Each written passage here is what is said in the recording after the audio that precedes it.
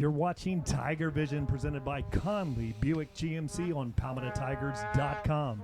Tiger Vision is made possible in part by Conley Buick GMC, where we treat you like family, proudly serving Manatee County since 1966. Garrett Richard, workers' comp and payroll solutions for construction, agriculture, and high-risk companies. Clicking Spree, where we put your business on a clicking spree. DeVito's Auto Repair. For quality auto repair, visit the great team of auto repair specialists serving satisfied customers since 1978. Keaton's Office and Art Supply.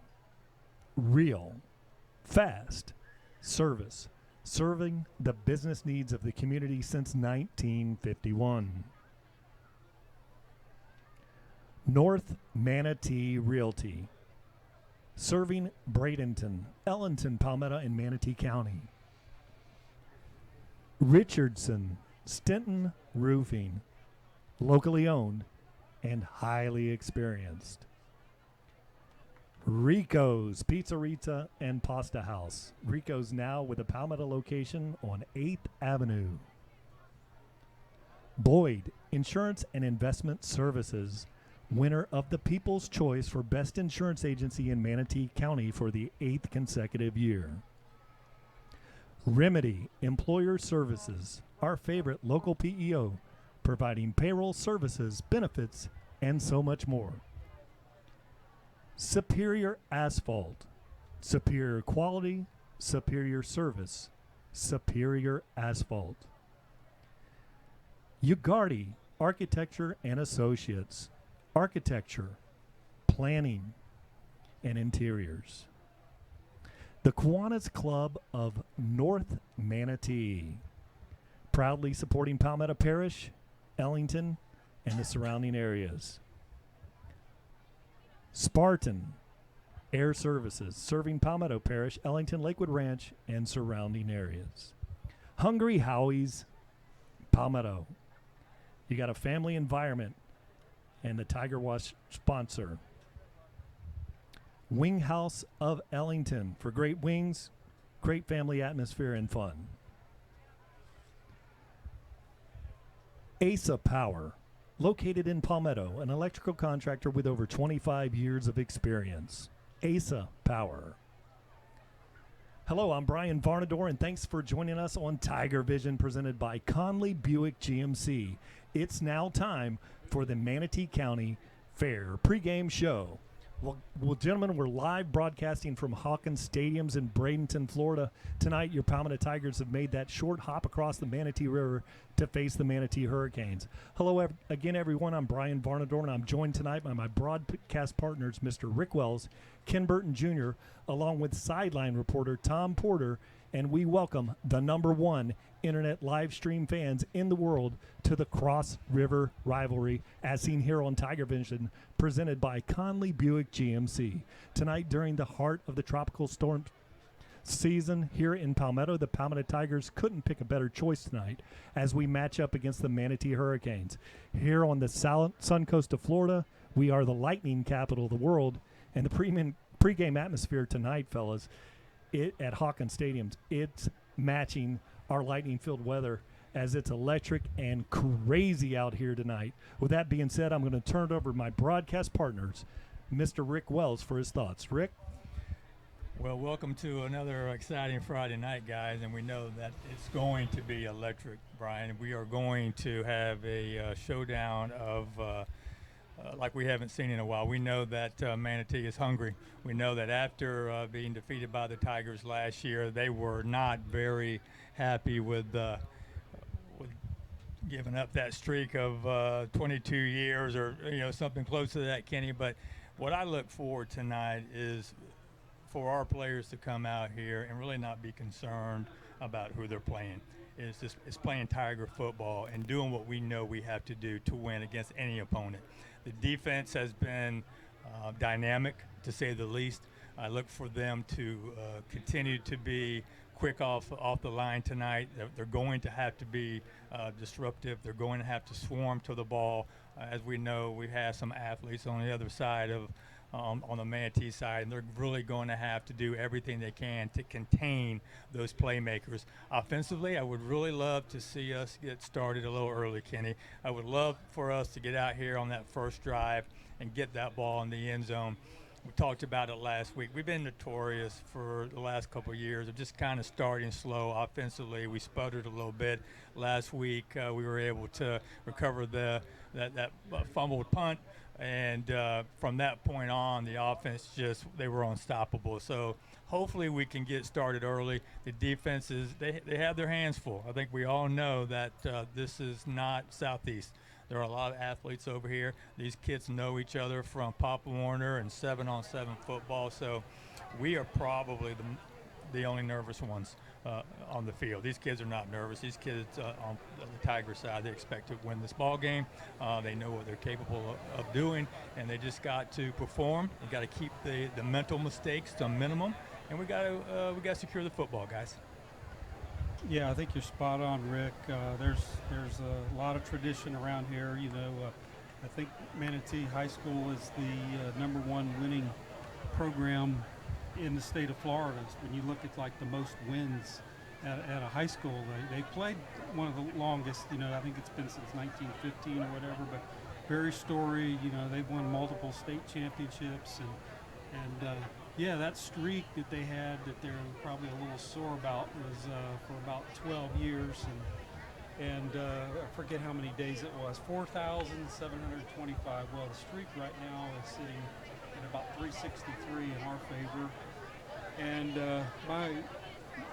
my concern is the same as yours, Rick, because this has become the big rival game. A lot of these kids are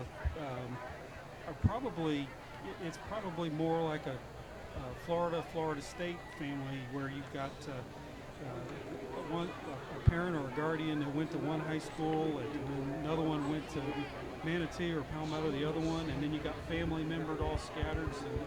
And then you read about it in the social media, so you got to block all that out, and it still comes down to blocking and tackling and executing, and like you have said, and Brian, in the last couple of weeks, we just need to worry about what we do, and make the plays and execute the game plan, and they start out a little quicker. This Manatee bunch, Brian and I were talking a little. We watched the Lakeland game last week. They're a good football team. They have played 2 playoff opponents. They beat North Miami, which is an 8A school that came here for their preseason game. It was a close one, and then the Lakeland game. Lakeland is the equivalent of about playing Palmetto, as far as if you look at how they rank them on all the polls. And Lakeland, it was 14-0 at half, and then they were trading touchdowns before Lakeland finally pulled away, but they just kind of wore them down, and that's what we need to do tonight. You know, and the point that you made, Rick, earlier, and I agree with you, Ken, was the turnovers here. It has been raining, torrential rains here this afternoon, and you always worry about the turnover thing taken or the field condition being sloppy, but the field condition tonight here at Manatee High looks beautiful out there. The field's nice and dry, and over the course of a season, I think Palmetto has done such a good job forcing, fumbles in that first game. 5 fumbles forced, and then an interception. And the next game, 2 fumbles on kickoff returns that were forced. And then, and over the course of a season, those things have a way of evening out. You're not going to be plus 11 in the turnover margin forever. And you just hope that, and my fear is that let's not have it even out tonight. Let's keep the trend going and force some turnovers. Now, I want to talk about the dynamic players that I've seen out here from Manatee High School. I was looking at the freshmen out there. They have a freshman running back, number 30, Kyrie Jones. He's 5'9", 230 pounds. And in that Lakeland game, I was watching that, and he got behind the safety. The safety was chasing, trying to strip the ball. And here's a safety for Lakeland that has a lot of speedy players out there. And He absolutely outran him at 230 pounds. He was able to run away from the secondary, and that's a big concern I see tonight. It's a freshman out there. You know, last week, the week before, he didn't have all the plays figured out. But, man, when he toted the rock, he looked a lot like Adam Lane, you know, who I watched live at the Birmingham Bowl. He's got that kind of size. He's small and he's large. He looks like one of those Arkansas running backs. And then also you have Keon Fordham out there, who's Mr. Wonderful. If you could clone 6 of those guys and put them on both sides of the ball, you would, because Keon Fordham, you'll see him tonight playing wide receiver. We know he can play quarterback, and we also see him back in the punting duties. And really the difference in the game last year has nothing to do with tonight, but the difference in the game last year was really field position in the first half. Manatee had a negative 8-yard punt, about a 19-yard punt, and an 11-yard punt in that first half of the game. And that's not something you're going to see tonight with Keon Fordham punting the ball. And the other thing that we saw out of Keon Fordham, and you have to protect, if it's 3rd and 1 and you're punting from the 41, 42-yard line in the opposition territory, he's a rugby-style kicker with about 4.5, 4.4 speed, and he's the kind of guy that can take that. If you don't protect on the punt, he will run the edge and pick up that first down or even take it to the house. Yeah, if you remember last year, guys, Keon scored the only points that Manatee had, and that was the kickoff return. And it happened actually on Saturday after the rain out at halftime on the Friday night. Yeah, this is not the same team for the Hurricanes. This is not the 2017 team. They are a much improved squad over here, but the Tigers are much improved as well. A lot of young talent on both teams that expect to win, that are used to winning, and there is a Palmetto connection here with Manatee. If you last year Quay Davis was a DB here for the Tigers. He played JV and he also played some varsity. His brother EJ, as we all know, was the driving force and the winning touchdown in our playoff game. That's right. Quay made the decision to come to Manatee. We also had Gian Buchanan. He's another corner. He was with us last year. He's going to be starting tonight for Manatee. So, there's still a lot of Palmetto history here. Manatee has been notorious for having some great athletes from north of the river on their team, and they've got some tonight. So we just got to make sure that we do our job, and we can talk about this all night. We got to do what we know, and that is defensively we got to swarm, and we got to take Keon down, all 11 of us. Yeah, a dynamic player in Keon Fordham. The Manatee High Band has taken the field here for pre-game festivities. I'm not sure. I don't see the flags out here tonight or the guard. Looks like we're about to have the national anthem. And anytime the guys here in the box, one thing very important to our hearts, when that flag flies over here to the stadium, we're going to remove our hats and we're going to be quiet and listen respectfully to the national anthem. So the color guard's about to come onto the field. But really, Rick and Ken, I'm looking forward to an exciting night of football. One thing, with all the videos and all the excitement that's out there, it's nice just to have a game in between the lines, and the football games are always won on the field. You're absolutely right. You can game plan. You can talk social media. You can family, everything, but it still comes down to what's in front of us, and 48 minutes over 4 quarters. Yeah, we do have to give a lot of credit to the grounds crew out here. They had a JV game here last night on top of everything else. Really? So the JV played on a wet field. As we know, it's been raining every single afternoon for the last week and a half here in Manatee County. And if you were on that field, you could not tell that there was a game played here last night. So, one thing that I don't think I've ever noticed before, guys, is really how close the sidelines are to the playing field. If you look over there on the Manatee side, there was not much distance between the out of bounds line and that fence, and they got two tents set up over there, which just have never noticed that we don't have a lot of room over here, and you got to be careful of that. That could really cause an injury. Yeah, I'm just thinking about Pop Warner days on how they would not allow us to put a tent anywhere near the sidelines, no matter how hot it was. You had to just suck it up, and that's just really, I mean, that's only just a couple yards off of the out of bounds line there. And this place used not to have the fence here, and I think I was one of the guys. I did hit that track out there running off the sideline. Yes. And when your cleats hit a track, I remember this place, several people would hit the track over there, which is directly behind that fence, and you know, the cleats would come out from underneath you. But they do have the fence around the field, and it's very tight quarters here at Hawkins Stadium. Yeah, I did my kicker walkthrough before the game, and unbelievable when they told us they had played a JV game here tonight. I thought, well, it sure does look great now, but after tonight, it's going to be in pretty sad shape. But I go out and check the 10-yard line where you kick the field goal, extra point. Usually that's a worn spot or where they snap it a lot, middle of the field, and the field is in excellent shape. So in the conditions here tonight, at the moment, we don't think that it's going to be a factor. Kind of a slight wind, 5 to 7 miles per hour. Very comfortable conditions. Very unusually cool here tonight. You know, the thermometer is slightly below 80 degrees, and generally we're up there pushing 93, 94 at this point, you know, as the kickoff start. So it's going to be a very comfortable night for football, which really, you know, will have an effect on the fourth quarter. One thing you see when you're covering these games here in Florida, even with the water breaks, you know, the cramping issues come here. Now, what we'll see that we haven't seen is your Palmetto Tigers. The other teams that we've played have been playing fellas both ways on both sides of the offensive and defensive line.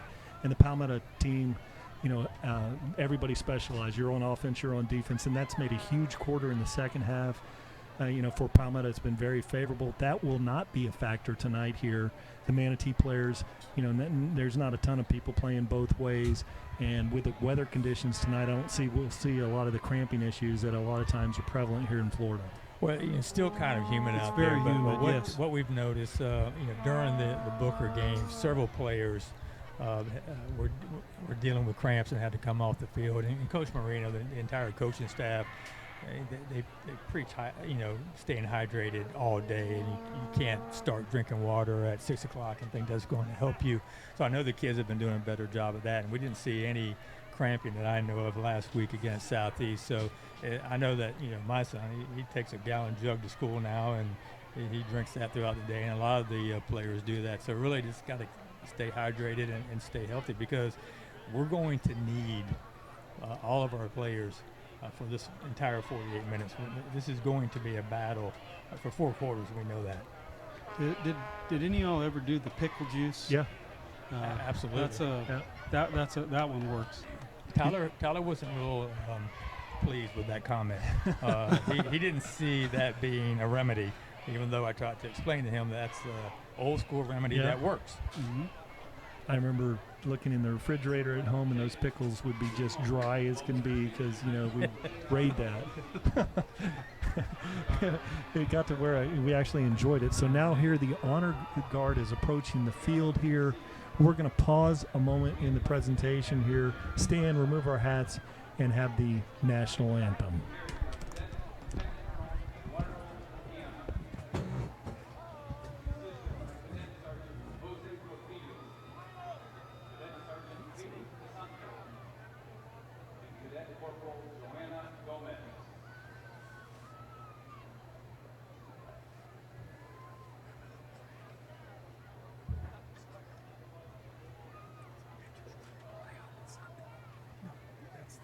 Ladies and gentlemen, please remove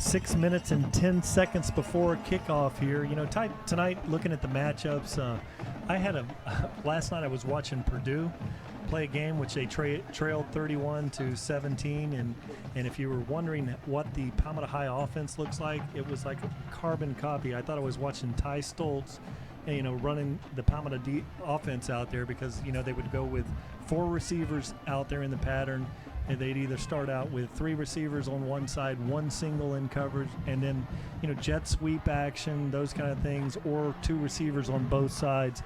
So, you know, you'll see Palmetto Tigers tonight employ a lot of one-back sets, eventually throwing some different wrinkles in there with maybe a fullback in front. Now, we've seen Manatee on offense. They showed the power I formation, very throwback, but you have Anthony Squitero there. Squitero is a quarterback for Manatee. He's a transfer from Port Charlotte, if that's my memory, and he's used to being able to make a lot of quick exchanges, very solid with the ball, good feet, field manager out there, and so he's able to make those, you know, fake handoffs and things. He's been running a complex, you know, wing T offense where you have to be a magician back there. So we've seen that Squitero, he's very capable of making clean exchanges and running the Manatee offense. And again, that back, the freshman there at 230 pounds tonight, is going to be critical that this Palmetto's defensive line is small in general, but very fast, and they play downhill. An interesting matchup will be the 370-pound offensive guard for Manatee, and our defensive tackles in this Palmetto game, you know, with Bembry and Wyatt. And really, size-wise, there was the emergence of Floyd Dozier Jr. last week. You know, he's a 270-pounder. And we're going to try to catch Tom Porter now from the sideline reporter. Hey, Tiger fans, here with Coach Marino. Coach, obviously a great win last week against Southeast. Talk about that defense and what a great job they did stopping that Southeast offense last week. Well, not just our defense, but our special teams. You know, that was a big, big play when we punted and you know, got that ball right back and gave us a good field position, and offense took advantage of that second drive. You know, and then all night long, it was special teams was the difference. And then obviously defensively, they did do a great job. But, you know, special teams really made some great plays and gave us the ball and got us some turnovers in good position. And defense did as well. So, you know, we're hoping we can, you know, play good, sound, fundamental football, schematically sound, get in the right spots, and make plays again. Great execution all last week, all last game. How did that carry over into practice this week? Was it a good practice? You guys have a good focused practice in preparation for Manatee? Yeah, I mean, the beauty of our schedule is every week is a heavyweight fight, you know, so every game's a big game. So, you know, as soon as it was over, we were focused on Manatee, and it'll be the same thing tonight. We have to be 100% focused here, and when it's over, and we got to get ready for another one next week. You're facing a second-year coach across the way here. Everybody's saying that Manatee has come around this year, that they're a much better football team. Have we done anything to change our scheme, or are we just going to stick with what we know? Well, you got to go with what you do, and you know, you put your kids in the best position possible to be successful, and that's what we're going to do. And they're always good. It's not like they weren't a down year last year. I mean, they had the same kids back from last year that started as juniors that are Division I players. And so, you know, we're going to go out there and compete like we did last year. Good luck in the first half, Coach. Tiger fans, this is the freshman class that went undefeated 4 years ago. Just really obliterated everybody on that level, and they've been able to maintain that nucleus of players for the last 3 or 4 years here. So that's what we're expecting to see, such good things from this group. Also, the weather, you know, earlier today it looked like it was going to be pretty rough. We've got a little sprinkling going on here, but from what I've been told, the radar has cleared up pretty good, and we should be good for a clean, hopefully dry first half. Back to you guys. As always, Tom Porter, a great delivery. And speaking of great delivery, our good sponsors, Rico Pizzeria and Pasta House. Rico's now with a Palmetto location on 8th Avenue. Now the captains were out on the field. We had Reese Lyons out there. We had Brandon Waiters was out there. Anthony Marino out there. And the Tigers will be receiving the kick. So now as the Palmetto Tigers prepare to clear the fog out there, one thing I like to watch is number 10, Mike Goff, the dynamic safety. You know, he's pretty special coming out of the smoke here, as his tradition. He does some crazy thing. Here come Mike Goff coming through the smoke here, and there he is. He does his flip, round off, and sticks it cleanly. So Mike Goff has got those Palmetto Tigers excited tonight. and we will receive the ball. Back to receive the kick is going to be LaJonte Wester, most probably. Sagel Hickson we've seen, but we'll see how things line up. But Yeah, Rick, in my pregame study, this group of kids have never lost to Manatee. No, they have not. That's what I thought. They have not, and we talk about this from time to time. It's a special group of kids who have stayed together. They have never ventured off they've never wanted to go anywhere else but Palmetto. They stayed together in Pop Warner. They came up here. They're proud to be a Tiger, and they know how to win, and that's really all they care about is winning. And just another side note, the quarterback for Palmetto, or for the Hurricanes, is actually Sateri is actually the starting JV quarterback for the Tigers 2 years ago. He left Palmetto and went to Charlotte before his junior year. So I think he started with Outdoor Academy. He came to Palmetto. He left and went to Charlotte, and now he's here with Manatee. Wow! And that's all perfectly legal today. You can transfer semester to semester. Then looking at that, the offense. Those are he's got to be a very bright young man, because he's running four different packages in 4 years. So that Squateri, very, very good field manager, very good hands. But now he's a good runner too, and he decent arm. Now we're going to kick things off here, and that's going to be Axel Lefro kicking off, and get a kick out of great service out of DeVito's Auto Repair, located in Ellington. For quality auto repair, visit Tom, John, DeVito, Vincent, and the crew there, serving satisfied customers since 1978. Well, you can feel the excitement in the air tonight out there on the kick coverage unit. We are in the kick return unit. We have Derek Marino up there short. Don't expect to see anything trick. And back there receiving this one, we have number 2 back there, which is Corian Brown, along with Day Hill back there in the back. I believe that's, I don't. Who do you? Day and who do you not kick into? Day is not here tonight, y'all. Just to get that on the record. Okay. All right. So there's the kick, a left-footed kick. It's going to be driven down to the 5-yard line, taken there by Brown. He's got the ball to the 20, up the middle of the field, takes a nice hit there, and a good return. Brings that up to about the 27-yard line. So offensively, we've already talked about it tonight. We just want to get going quickly and try to put some points on the board early. And you never know what type of a shootout you may have with Manatee. So we want to get on that board as quickly as possible and get that momentum going our way, and just kind of pick up where we picked up off from last week, guys. And we know what we can do. Sometimes we just kind of get off slow offensively, and we want to do that a little quicker tonight here. So we've got Curtis Thomas out here with LaJonte, and we have Kobe, and there's the handoff, and he cuts the middle of the field, goes for about 1 yard gain right at the line of scrimmage there. That's going to bring up a 2nd and 10. Yeah, just looking for some consistency. Let's just get that first down, and off to a good start. Yeah, and defensively, I think that the Hurricanes kind of match up well with our defense. I mean, they're maybe undersized, but they're very quick, and they swarm to the ball as well. 3 receivers out there. Kobe Mays on this far sideline. Anthony Marino in the backfield. He's got Stinson in the back there blocking. There's Johnny Jones, and he runs for about a 4-yard gain. So that's going to bring up a 3rd and 5. Let's check that spot over there. So it looks like it's about third and a long 4 or 5 yards. Manatee will, watching them against Lakeland, they lined up in a 4-3, most of the time in a 4-3, but sometimes a 3-4. All right, so this is the first series here. Palmetto Tigers want to keep this going. They have 3 receivers out there to the right, 1 single out here. Kobe Mays in coverage. They look for Kobe Mays initially. He's got him on a slam completion. First down all the way to the 47-yard line, and that was like stealing. That was easy. Yeah, I think that's going to be just the linebackers being slow on coverage, because on that play, number 22, Quay Davis, whatever package her in. He has to let Kobe go. He has to take maybe an out route, but the linebacker didn't come over. Watch Marino throw. He just throws a dart in there, just right in between. Johnny Jones now takes this one very close to the first down marker. He's going to be a little bit short. Look at now down at Kobe Mays had his helmet pulled off down and there. we get no flag. In the secondary, no flag. But let me tell you something. Don't you just love the way that Johnny Jones, he's such a power runner. He's so powerful that he's going to pick up two additional yards where you got red jerseys hanging all over him. Just a great runner. Love to watch him run. Okay, second and short here for the Tigers. 3 receivers out there to the right, 1 single over here to the left.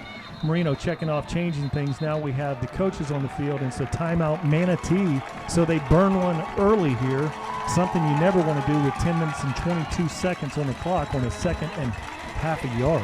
So really impressed with the offensive line already here tonight. They're getting off the ball quick, Kenny, and they are right now they're pushing that D-line from Manatee back and giving those our backs, Johnny, right now, giving Johnny an opportunity to find a seam and get in there and pick up some yards. Yes, absolutely. I was watching Manatee play. I thought, wow, we're going to have our hands full, but the start we were hoping for, we're seeing. We got to finish this out, and Johnny Jones is running his aggressive self, hitting that hole, and I like how he runs north-south and gets there real quick. Yeah, very similar looking defensive line here for the Hurricanes. Not that big. They do have number 99, Ryan Ives, 6'5", 265 pounds. And then Donovan Osborne, he's the nose tackle, number 44. He's a player.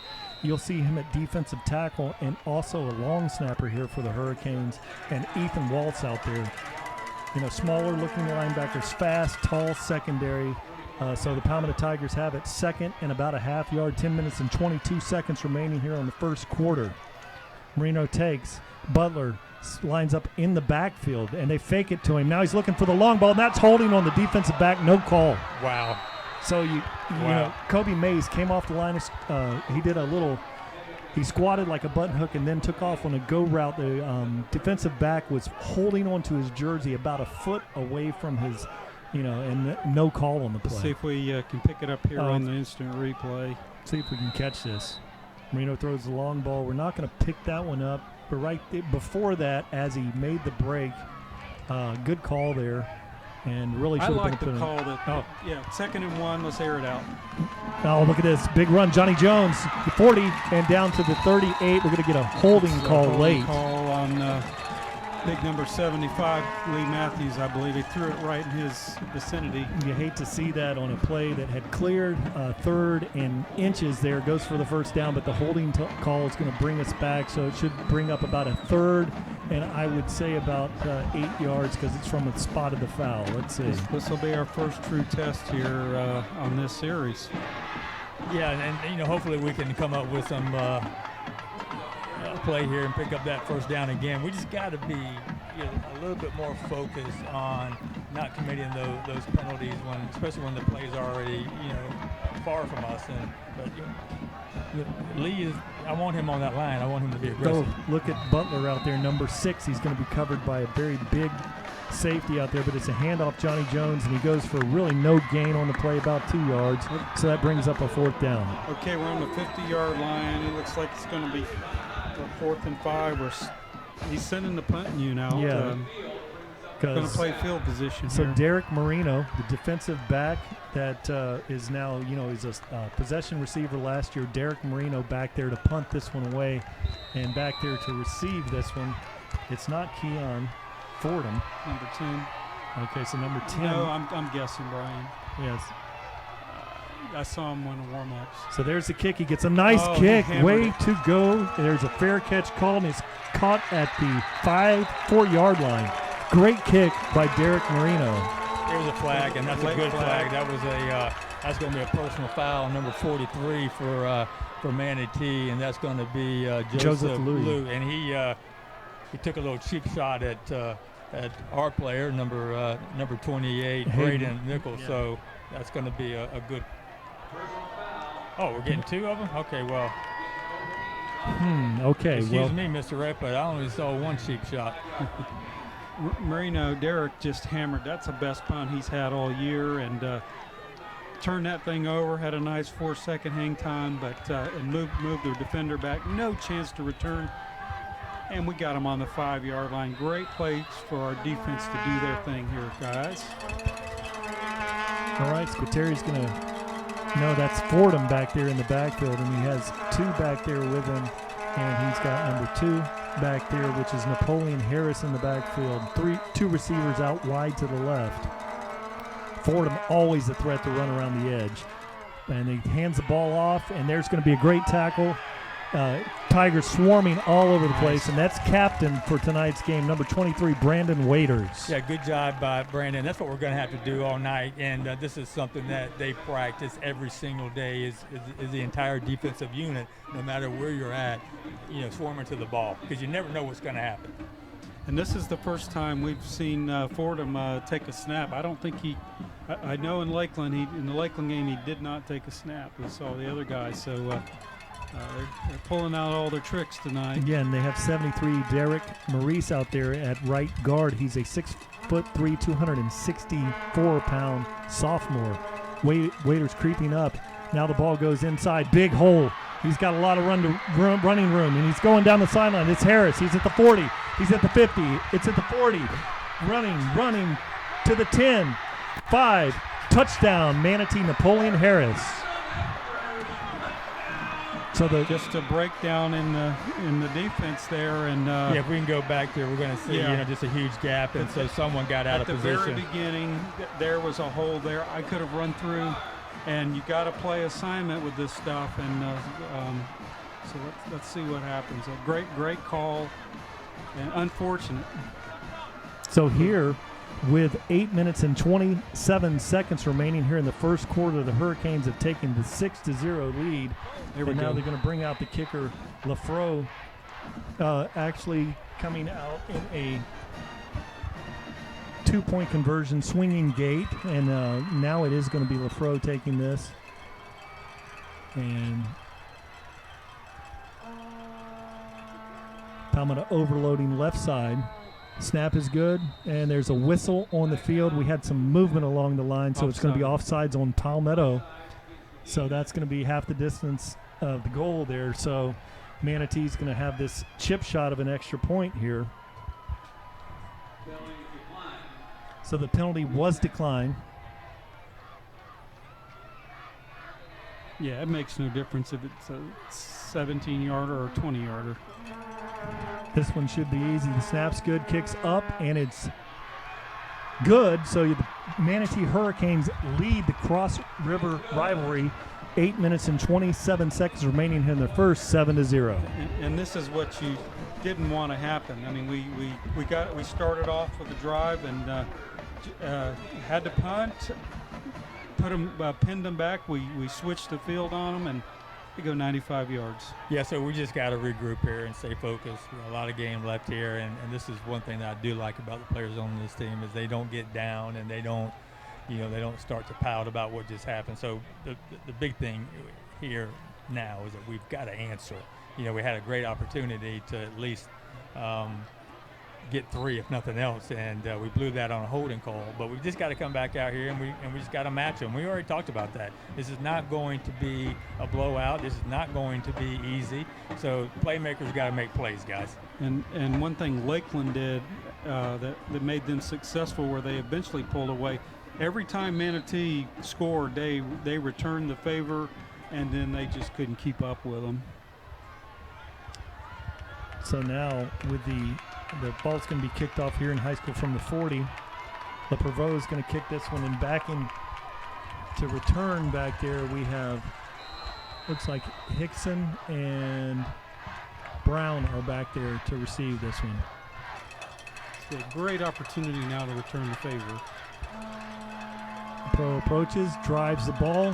It's a long kick. That one's going to be close to the end zone. It's fielded there at fielded about a half yard deep in the end zone. Palmetto Tigers will take this one 1st and 10 from the 20. So once again, offensively, you just got to come out, do your job. Offensive line, make those blocks. Let's get some momentum going back our way and not not stay focused on what just happened. We just got to come out here and if nothing else, just try to. I mean, we did change the field position, so we can't argue about that. We can't continue to start slow. Hopefully, this will motivate the offense because the defense has been perfect these first 2 games and just had this miscue. Hopefully. Kobe Mays out here single coverage, and Marino floats it out there. He's got a back, great move out there, and he goes for a 3-yard gain on the play. I think that's going to be, was that Bubba? Yeah, that's going to be Bubba. And you can just tell by the way that he cuts and moves. That's Bubba Butler over there. And, I think the big thing is we can't be predictable. Not that we are. We just got, and we're going with a no huddle, so that's a good thing as well. No huddle, 4-yard gain on play brings up a 2nd and 6 here. 8 minutes remaining on the clock. Marino scans the field. He's got Butler out here wide. Curtis Thomas. Now he hands the ball off. Sajel Hickson takes a big hit in the middle of the backfield and gets to the line of scrimmage. That's going to bring up another 3rd and 6 here for the Tigers.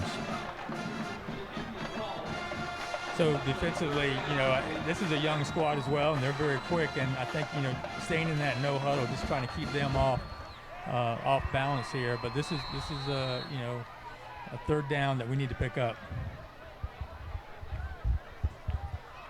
Kobe Mays is out here wide. In coverage there, we have Quay Davis. Palmetto shifting pre-snap. Now 3 receivers out here. Butler on the slot, unguarded here, guarded by a linebacker. That's a matchup nightmare. Marino takes it, and nice catch there by Curtis Thomas, who continues to emerge here as a solid receiver. That was great. I mean, he almost lost it there to the defender, was able to, grab it and bring it down and make just a great catch. Let's watch the replay. Watch the receiver's hands. Bobbles the ball a little bit. Marino throws a dart. Get a block out there. He gets that block, and that's Jonte Wester. And he goes, there's a late hit, and he's got him. That's going to be. The Palmetto Tigers are at the 50, and they're going to tack on 15 more personal foul Manatee. That looked like number 23 from Manatee. Eric Washington linebacker. They came back in there late and put a cheap shot on Jonte, but that's good. I mean, that was a great play already, and pick up 15 on top of it. Mike picked that up on the North Manatee Realty replay there. Palmetto Tigers now are going to drive forward, of course, accepting the penalty. And so now we're on the Palmetto side of the field here. Ball spotted at the 36-yard line. 6 minutes, 57 seconds remain. And there's your North Manatee Realty, and here comes the late hit. Boom. Right there, well after the play. Good call by the officiating crew.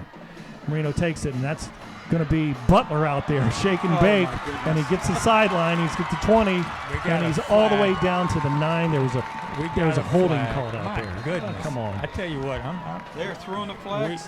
We have definitely had some questionable calls already here tonight. Because I wasn't really convinced on Matthew's holding call. It looked like he just mauled him, but it was a good block. And now we've got a hold on one of the receivers out there. Yeah, not involved in the play whatsoever, but you could see the shiftiness of Dravian Butler out there. A nightmare of a match out. Good play call by the Palmetto Tigers, but backing up once again. Watch It's going to be the block in the back on the RPO. 1, 2. Outruns this dude right here. I don't see it. Do you see it? No. Probably out of the camera. So now 1st and 13 for the Tigers. Which means it didn't matter. Kobe Mays over here. Johnny Jones, middle of the field, and he gets a run of about 3 yards on the play. Coming up to make a nice tackle there, number 23, which is Eric Washington once again. 5'11", 189-pound linebacker. So 2nd and 8 here for your Palmetto Tigers. Kobe Mays out here wide with Jonte Wester. Little confusion in the Manatee secondary initially. And look for Wester over here. 2 receivers out there to the right. Marino looks, throws it down there, got a receiver, nice throw, beautiful catch, all the way down to the 5-yard line. That's Curtis Thomas. Once again, no, that's Butler. Butler's down there for a fine catch. And just a fine play there. Yeah, that's one thing that you don't get to see a lot, but Bubba is a great receiver from the slot out of the backfield. Palmetto knocking at the door, Superior Asphalt red zone. Johnny Jones has got it. He's very close. Touchdown. So your Palmetto Tigers. That's a great way to answer, guys. You know, we just have to make sure that we continue to focus on what our job is. Right? We talk about it every night. Just get in there and don't get bitter and get upset about what took place the prior drive for Manatee. So just good job by the offense to come back here and answer the score. What I liked about that is they hurried up and got to the line, called the play. He runs in untouched.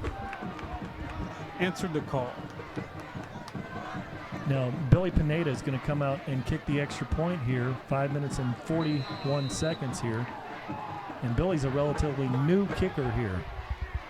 Spot's good, snap's good, kicks up, and it's good. So the Palmetto Tigers have knotted it up here in the Cross-River Rivalry. 5 minutes and 41 seconds remaining here in the first. Critical. They needed to respond and came through and pretty quick. It was a quick drive. And let's give Anthony Marino a lot of credit. Just spot on with his passing. Hey guys, I'll tell you who else needs to get the credit is Coach Marino calling those plays across the middle. They've obviously found a weakness in that Manatee secondary. Those quick outs are opening up that middle, and every time Anthony's putting that ball on the money and they're taking it to the house or they're getting a large chunk of yardage. That's something that's been missing from this offense for the last couple of years, and now they're able to dial it in, and man, what a great drive that was to answer. Yeah, and then the kick by Pineda there. And, speaking of kicks, get a kick out of great service and DeVito's Auto Repair located in Ellington. And I want to tell you, I happened to be there a week or two ago, and they had some kind of windshield wiper deal, and I have terrible windshield wipers on my car. And so I thought, man, I'm going to take advantage of that. And then Wednesday, I'm driving back from Inverness, Florida on I-75, and cars are pulled over. Everybody's got their hazard lights on. There's cars wiped out in the medians, and I literally was thanking God that I had made that stop over at DeVito's. They replaced the pump on my windows there and fixed that, and you don't think that's a big deal, but when you're driving in Florida in a terrible situation like that, I just wanted to personally thank those guys over there. They were talking about that was a special they were running that week. I, took advantage of that, and I felt Wednesday that these guys are saving my life once again. So love the guys at DeVito's Auto Repair. Get a great kick out of good service, and we're getting a kick out of this game here. Manatee has a big play coming off the 5-yard line, a 95-yard run, and then, Palmetto shows composure, and then a beautiful route and play call there. And really you can see that no quit in the Tigers. They didn't freak out. They came out very composed and marched right down the field and to knot this one up with 5 minutes, 41 seconds here. Yeah, especially after a very questionable holding call, blocking the back or whatever they call that, because I still haven't seen it on replay. So, they came back, didn't let it bother them, and, went and scored a touchdown. They just went about their business. I'm anxious to see how our defense is going to respond. That 95-yard run, I don't think they've given up 95 yards in each of the games for the total. Yeah, so so we'll see if how anxious they're going to be to make up for that. Now Rafael Gonzalez, he's been injured for the last few weeks, guys. He's going to kick the ball off here, and we have a delay of game. So we have a delay of game, and we've seen Gonzalez has a very strong leg, but that's going to back him up 5 yards. And so very interesting situation here. The very dangerous return game out of these Manatee Hurricanes.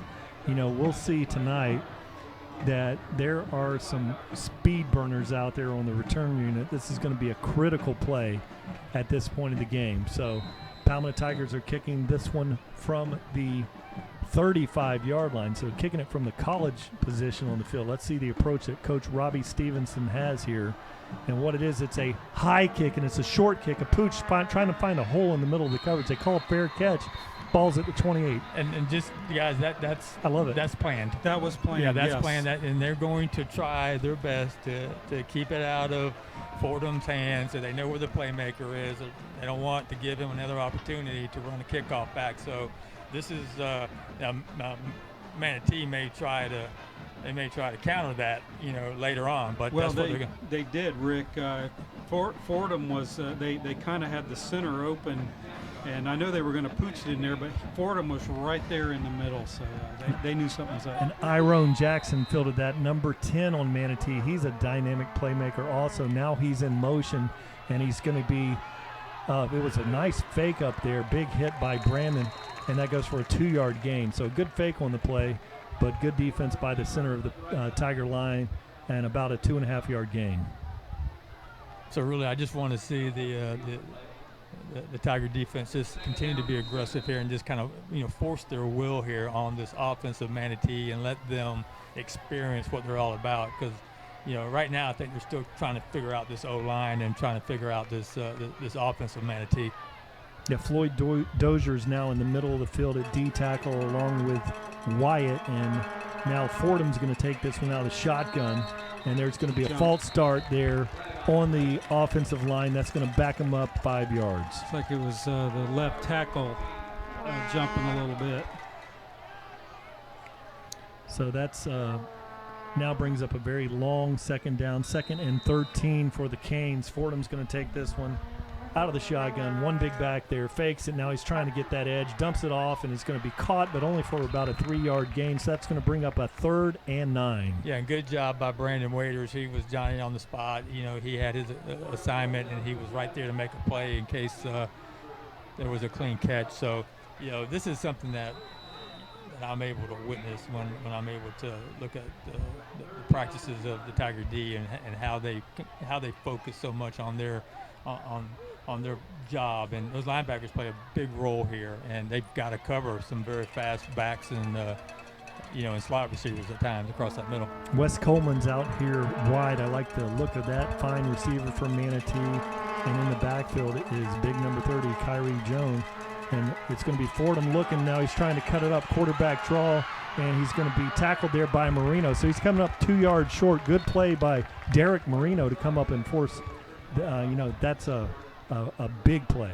Yeah, that was a huge stop. I was hoping he would throw the ball. I want Fordham to beat us throwing the ball, because I know that's not his strength, and took it up and just keep him in front of that first down marker, and we got the 3 and out we needed. Dozier hustling off the field, 11 here for the Tigers, and the play's blown live. And now Fordham's going to go back there and punt this one, rugby-style kick, and he hits a low one in middle of the field. Good kick there, good strategy, and Tigers touched it, and Manatee's got it.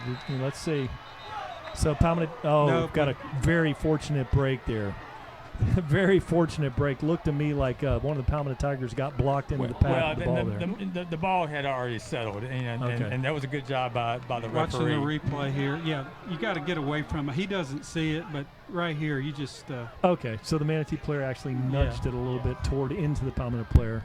Good call there by the officiating crew. Scary play. You got to get away from the ball. Your returner needs to be yelling, get away, and where it's coming to give those guys, because they don't know. Right, exactly right, Kenny. I mean, you got to talk out there, and that is their job. Mm-hmm.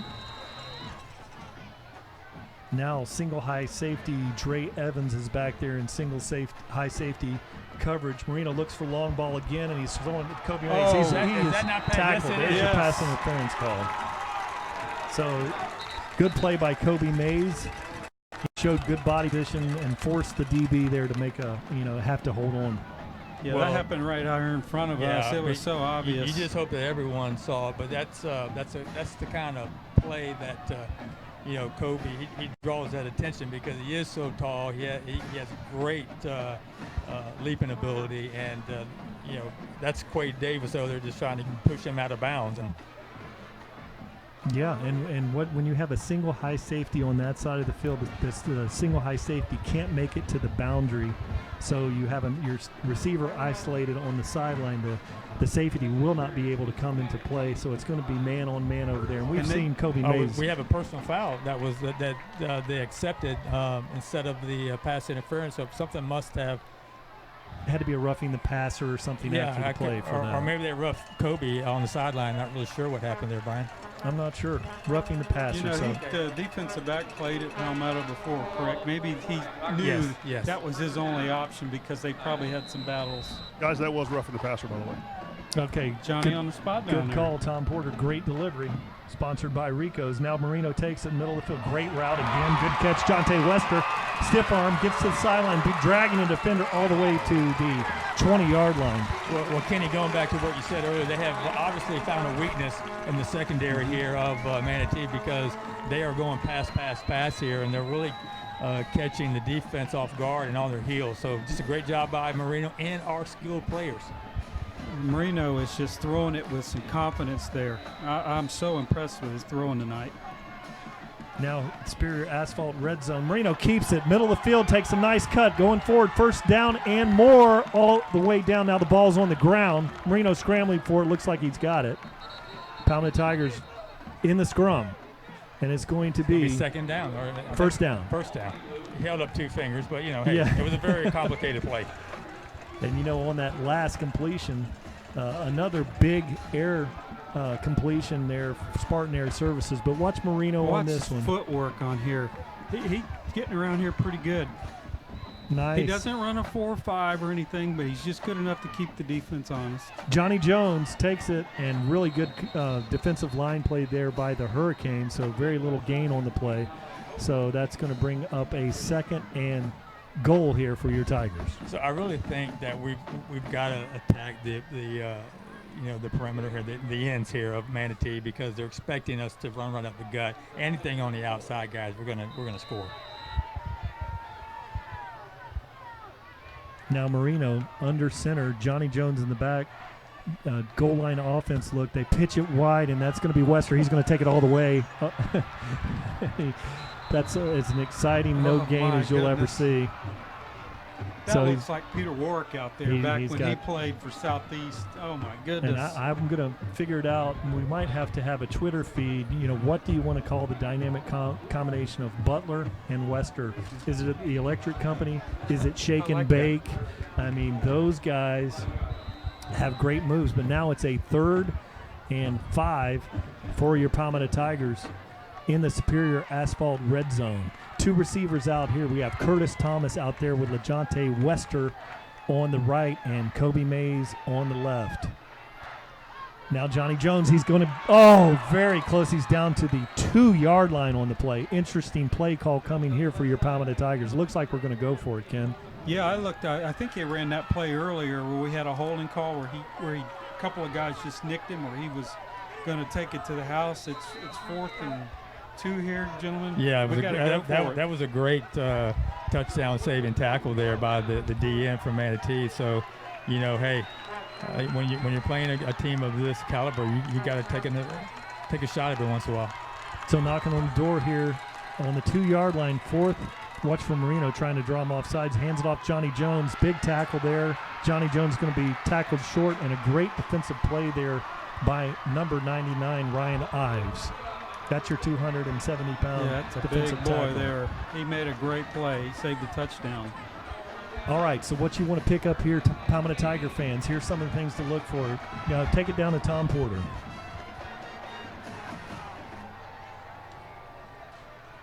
I was just going to jump in there on the anytime the offensive line tries to cut the defensive line down at the knees, try to take them out and knock them down so they can get through. If you make a mistake and you miss, that's what happens. 99 just wrapping up. Thank you for that Rico's delivery. Tom Porter, now Squitieri takes in the backfield in the end zone. He's handed off to the big back out there, and he's going to be tackled, knifing in there, making a fine play.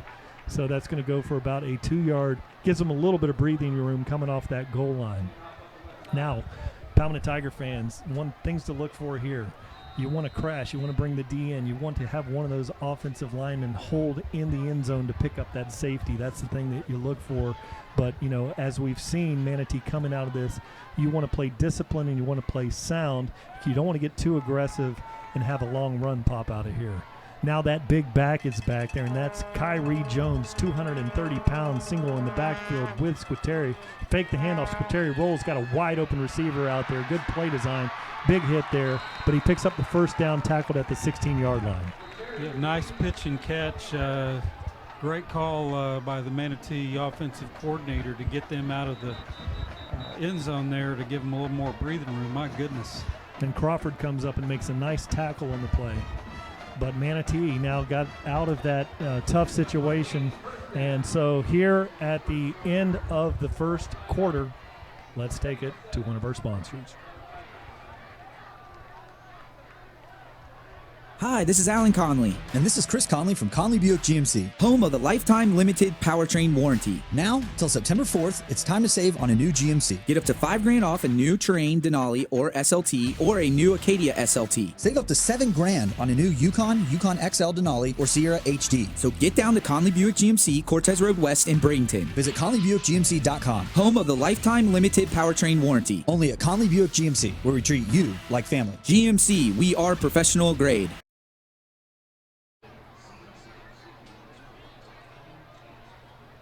Thank you, Conley Buick. They are the name sponsor here of Tiger Vision, as seen. It's sponsored by Conley Buick GMC. Talking about the Conleys are all Manatee High people, but a great sponsor for your Tigers. Now Squateri's going to take this one. Ball has one back in the backfield with him, two receivers on each side. Hands the ball middle of the field, and Dozier's there to make a tap. Ball's out, and Manatee falls on that one. So that ball came out, but unfortunately recovered by Manatee. I think the play was already dead, and the referee is marking it back there at the original spot. But defensively we have Quan, we have Crawford in there tonight for Day here, y'all. That's our other corner out there with Ellison. All right, so second and about 7. Squateri's going to take this one out of the shotgun. Fakes the handoff, rolls to the left, throwing across his body, middle of the field. Good throw to Fordham out there. Breaks the tackle, and he's at the 40, and he's going to be tackled at the 45. So Keon Fordham doing his thing. Yeah, well, the critical thing here is that you can't just try to hit him at his knees. You got to wrap him up, and we know he's dynamic, and he's got great balance. He's very quick, as we know. You got to wrap him up and get him down, because he's just going to bounce off of you like a ping pong ball. I mean, look at him here. Yeah, right here, see? I mean, Mike Goff should have had him right there, and usually he's a sure tackler.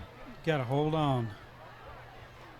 Great instant replay sponsored by North Manatee Realty. Now making a shift on the defense. Wyatt's in there along with Bembry, and Rumpf is out there at DN. Derek Marino creeping up, coming, and they throw it out there. Oh, wide open receiver. They had a nice play set up, but the ball was thrown high.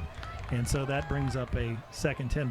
Well, yeah. I mean, defensively, I know we have our package called for that, but we can't allow Fordham to be standing there by himself waiting for a pass. We just cannot. That's the one guy that you have to cover all the time. Got to spy on him. He got to have something going on. 10-yard cushion with a blocker out in front. Scary play there for the Palmetto Tigers. Now, Tariq Allen's out here wide in the wide receiver look. Squateri rolls to the right, and he's being chased there. Still looking, throws the ball down, wide open receiver, great catch. And that's going to be number 10, Iron Jackson back there. First down, Canes. So we got to figure out why we've got wide open receivers here. I mean, this is miscommunication with the defense here. We've got, corners out of place. But he's wide open here, and that's supposed to be, I guess, a linebacker on him. I'm not sure what package Coach Cucci had called at the time, but I don't know if you're going to be able to cover our own with a linebacker. That's going to be almost impossible. All right, we're going to have some first quarter stats here in a moment, but the Manatee Hurricanes have this one at the 41, 1st and 10. Squateri back in the shotgun. Eyes the field. Jackson in motion. Jet sweep fake, and Squateri takes it, big hit. Goes for about a 2-yard gain. And that's a pretty good call, actually, because everybody's going to be keying on number 1. And Squateri gets in there and he doesn't pick up much, but I like the play call. He's not a bad runner. He had a couple of good runs in the Lakeland game last week. He can take and go, and he throws the ball well. We saw him throw across his body. Did that in Lakeland, and I like him. He's a good quarterback. Now it is 2nd and 8 here for Squateri. I think Napoleon Harris is in the backfield with him back there. Can't quite get a look at that. And there's Bembry blowing that one up, and that goes for no gain on the play. So that's going to bring up 3rd and 11 for the Canes. Yeah, it sure is good to call his name. We haven't called it yet tonight, but Bembry just came through that O-line like a lightning bolt and just right took here. That play. There he is. See, he is already in the backfield when he hands the ball off. Plays like his big brother. And as the game progresses here, with the rotation of Dozier on the defensive line, you can go with a smaller package, and the depth will be a problem here, hopefully. Now Manatee has it 3rd and 10, 3 receivers out here wide. cushion over here. Squateri's dropping, looking, wide open receiver, and that's going to be a great catch there. Oh, he caught it. Wow.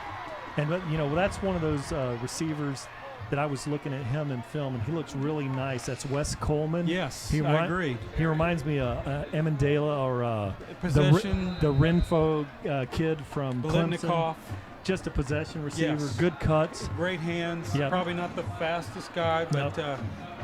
you can guarantee if it's close, he's going to catch it. 5'8", Yeah. 155 I pounds. mean, he picked that thing off the ground, but it was a great catch. So now they got the big back in the backfield, Kyrie Jones, Palmetto Tiger defense.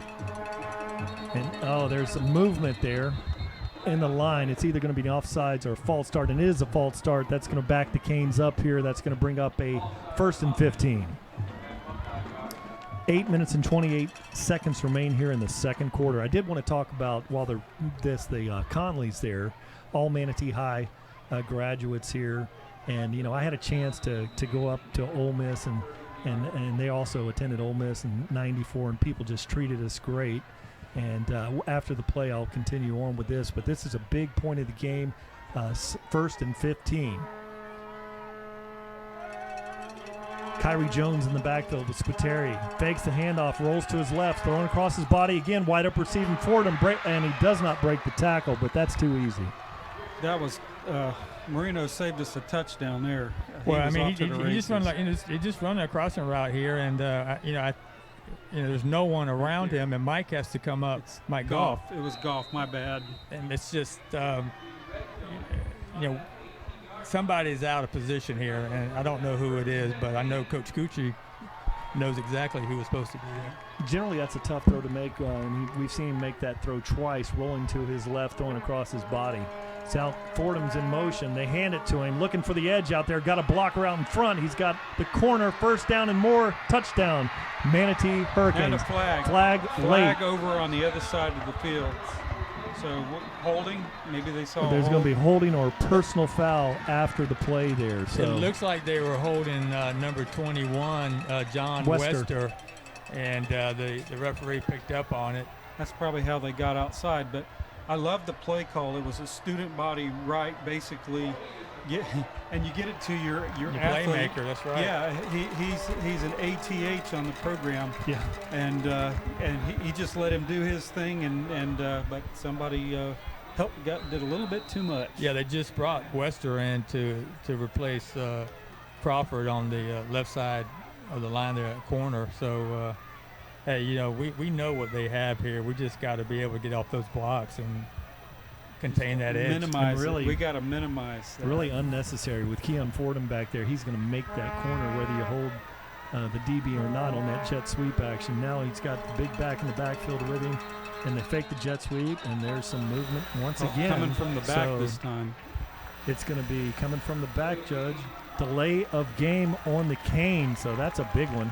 Matt backs him up 5 yards, so that brings up a 1st and about 17 yards here. So they've been moving down the field, and I think that's 3 penalties here in the last 4 plays or so. All right, we're going to get to those first quarter statistics, but the game's moving at a very rapid pace here. Now 1st and 17, Squateri looks for, fakes the jet sweep. Now there you go, big play by Dozier. That 10th grader. Floyd Dozier Jr. I talked to Floyd Dozier Sr., and he said his good friend Garland Ward is watching from Jackson, Mississippi, but Jr. is out there making plays tonight. Yeah, well, we called his name a bunch last week, and it's good to see him back out here tonight and making plays and helping this defense out, because that was a big play for us. We needed that, and we just got to keep pushing them back. So big play for Floyd Dozier Jr. Manatee Squatera, 3 receivers out here to the left. Rolling to the left again, and he's going to be tackled there. Great play. Ball's out, but he's down. He's down. That's going to be a horse collar. Horse collar. And oh my goodness, I didn't think that he was inside there. I thought he had the edge of his shirt. Look at the shoulder pad. It's pulled out on the outside. Watch the replay here on North Manatee Realty. It's got to be on Secretary, I think. Yeah, but look at the shoulder pad. It's hard. If you tackle the inside, the shoulder pad stays engaged. Look at it right there. So that's coming off the outside. it's hard to tell from up here. I didn't think that as the play was live that he had gotten actually in the collar, that he was just hanging off the back of the top of his jersey. He was just holding on to me. It's just unfortunate. So there we go. Yeah, they waved that one off. Hey, And you know what? Let me tell you something. You give them a lot of credit for getting together and making a good call. I mean, the referees really did a good job on that. I know that's a Tiger player, so I'm a little biased, but that was the right call. And he did it in front of the Tiger fans. So now at the water break, I wanted to get back to talk about those Conleys, our great sponsor. You know, one thing the Palmetto Booster Club president Bill Britt and I went up to Ole Miss in 1994, and we made a trip up there. And I'm walking through. You know, I didn't know about the Grove and the Walk of Champions and all that. So I'm walking through the Grove, and I'm expecting. You know, I've been to every SEC stadium in places like Miami and Northwest Florida where they're not so nice. Bill and I are walking through there, and hey, do you guys like ribs? Do you guys like sweet tea? You know, and it's sweet tea without asking. Every tent, they were being so kind to us. It was ridiculous. Now, I will tell you that the college game day experience at Ole Miss up there and with the Rebels. In the Grove. It's unbelievable how nice people. The meanest thing they would say to you would be hotty toddy. And one thing we found here in Manatee County, it's very unique. I've been down, my parents have purchased a car, their vehicle from Conley Buick. Of course, Jordan has the big Yukon, which I feel great with my granddaughters riding around in that. But they say they treat you like family, but it's very similar to walking through the Grove on a Saturday night afternoon. The service that they give you and the kindness and the treatment, and, actually treat you a little better than family sometime. Now Squatteri's got this when he's dropped back to the 40. Takes the middle field. He's got an open lane there, and he's going to run for a bunch. And he's going to still Palmetto in a safe coverage there. He's to the 21-yard line, Ken. Yeah, 3rd and 24. There's not much you can do. And he had a lot of open field, but they were keeping him in everything in front of him. And so let's see what they do here on 4th. I'm sure they're going to probably try to kick a field goal here. If I saw this young man kicking earlier, and he was kicking pretty good from this location. Now, this hurts us not having Day-Day Hill. Day-Day practices on getting around that edge with his speed and blocking these field goals. That is a skill to be able to do that. 40-yard attempt here by LaPro. The ball's a little bit low. He kicks it nice leg, and it is right down the middle. So big 40-yard kick with a lot to spare by LaPro, and the Manatee Hurricanes take a 10-7 lead. Now, Ken, let's get to those first quarter statistics here. Okay, Manatee, first quarter, 5 rushes for 106 yards. That's a little deceiving because 95 was on one play, 2 of 2 passing. And how do I get the rest of them here? Does it open up? Yeah, it should open up. Let me try that. Oh, there they are. Good. Thank you. 2 for 2 passing for 13 yards, 119 total yards. Of course, 95 on one play, so maybe like 24 yards or so. Palmetto, 12 rushes for 45 yards, 6 of 7 passing. We've been talking about Marino picking apart the middle of Manatee's defense for 84 yards for 129 yards. So it's very balanced, along with the score. So great field goal kick there by LaFro, and he was kicking into a bit of a wind, so he showed a great leg on that 40-yard field goal. So with 6 minutes and 23 seconds remaining here in the second quarter, it looks a little dark out there on the field suddenly, but he's going to kick this one off. Rain is sprinkling now, and it's going to be fielded there at the 2-yard line, at the 10, at the 15, and he's going to shake the initial tackle, and that's Brown who gets it to the 19-yard line. So good coverage by the Manatee coverage unit. So we definitely have to come out here once again offensively. We had a great drive, that last drive, and we just couldn't punch it into the end zone. And Manatee comes back with a nice drive of their own, and they get 3 out of it. But good job by the defense of bending and not breaking. We were helped by several penalties there and a delay of game on the Manatee side, but we just got to come out here, continue to drive this ball downfield, but we got to pick up points. All right, Tigers going to start this series on the 19-yard line. Marino has 3 receivers wide, fakes a handoff, throws a little. It's too low. Butler goes down and gets it somehow, and he gets a 2-yard gain out of the play.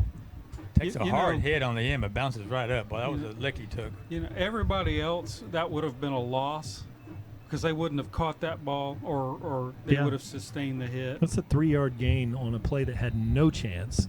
But right there, he makes it. Great play by Butler. Now we have Curtis Thomas out here wide as a single, 3 receivers out there, and that's going to be a false start on Palmetto. So we have a false start that's going to back us up here, and so that's going to bring up a 3rd and long. Now, it's there's a little bit of a sprinkle going here, and it is getting darker here, so I don't know if there's rain in the area, and not outside to tell if the temperature's dropping here, but there may be rain on the horizon. Marino's going to take this one now, and the ball is back there at the 17-yard line. Manatee in a 3-man front, bringing the linebacker off the edge, throws the long ball down there. It's Curtis Thomas, and he can't quite catch up with that one. We have a They're flag roughing down there. the passer down there in the backfield. And one of the things that I thought with Anthony Marino scoring, being involved in so many rushing touchdowns, passing touchdowns, tonight is a night where you really want to harass the quarterback. And, like on the quarterback sneaks, you might get a little extra emphasis. And so Manatee is really, but they're paying a penalty for that. It's one thing to be able to discourage a quarterback or another one. They're not putting a bounty on Anthony Marino, but they're hitting him long after the pass was off. So basically, we got the equivalent of a completed pass. Not quite, but first down. Kobe Mays out here wide, 3 receivers out there. Marino under center, hands the ball off there, and that's going to be Brown. He only goes for about a 1-yard gain on the play. We saw the Manatee defense last week. It creased by an SEC-type back, and they're doing a much better job with the defensive unit out there tonight. Marino's going to take it out of the shotgun, 2 receivers both sides. And there is Brown. He takes a big hit, and he's down, and it's going to be a gain of about 1 yard on the play. Brings up another 3rd and 5 for this Palmetto Tiger offense. Yeah, last week, Manatee, they were playing grown men out there. That Lakeland team is just huge, and they held their own for most of that game. So, we know that they have some great athletes on the defensive side, and they're showing it tonight. And they're just as quick as we are defensively, you can tell. Yeah, the smaller defensive line, but speedy, and then rolling up a bunch of different linebackers, coming out. Now they're dropping in cover, and Marino looks middle of the field. Oh, and it's dropped by Jonte Wester. Kobe Mays open behind that for the first down, but checked down to Jonte Wester. Brings up a 4th down. Derek Marino is going to go back there and punt this one away. Yeah, he catches that ball. He moves the chains easy. And you know what? Jonte catches that ball 99.9% of the time, and he may have seen that DB coming up on him there at the last second. Who knows? But he just got through his hands. So Nichols is going to snap this one back to Marino. He gets off another punt. Now this one's turning over, and Iron Jackson back there looking for the edge. And good play initially by Crawford. Didn't maintain his leverage and knock it loose. And they get that ball. And now he's down.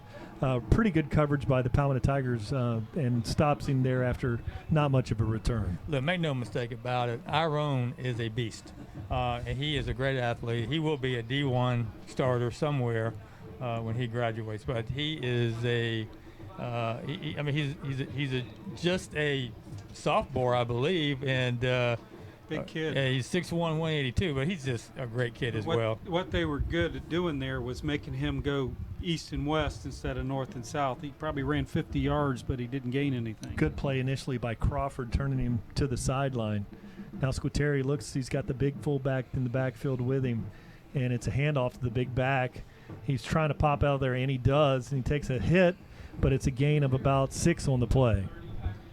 Yeah, we kind of need to keep an eye on this clock here. If we want to, it's a little under 4 minutes left in the half here, and it's clock management time here. Who can get a score here before half, or if we can hold them and and just go out 10-7. Let's see what happens. 3 minutes and 37 seconds remaining. 2nd and 5 here for Squitieri.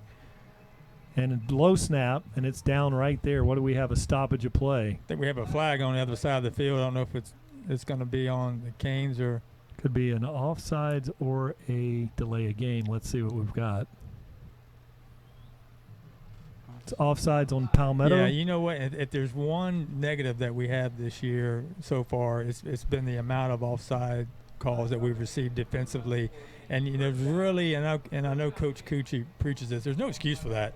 And I don't think anybody moved, so obviously they lined up offside. They did. They lined up offside. Squitieri takes it, hands it off to the big back, gets things going, and really a decent job by the Tigers. And that's one guy you do not want to get the motor running down the field, but it goes for a nice 5-yard gain. No, I mean, this kid, Kyrie Jones, 5'9", 230. He's a freshman. I don't know who made him, but he is an absolute beast. He's going to be a star in Manatee County. There's no doubt about it. He's going to be something special. We got 4 years of this, guys. He's back in the backfield, 7 yards deep, takes the ball back there. Great feet for a big man. He goes for the first down.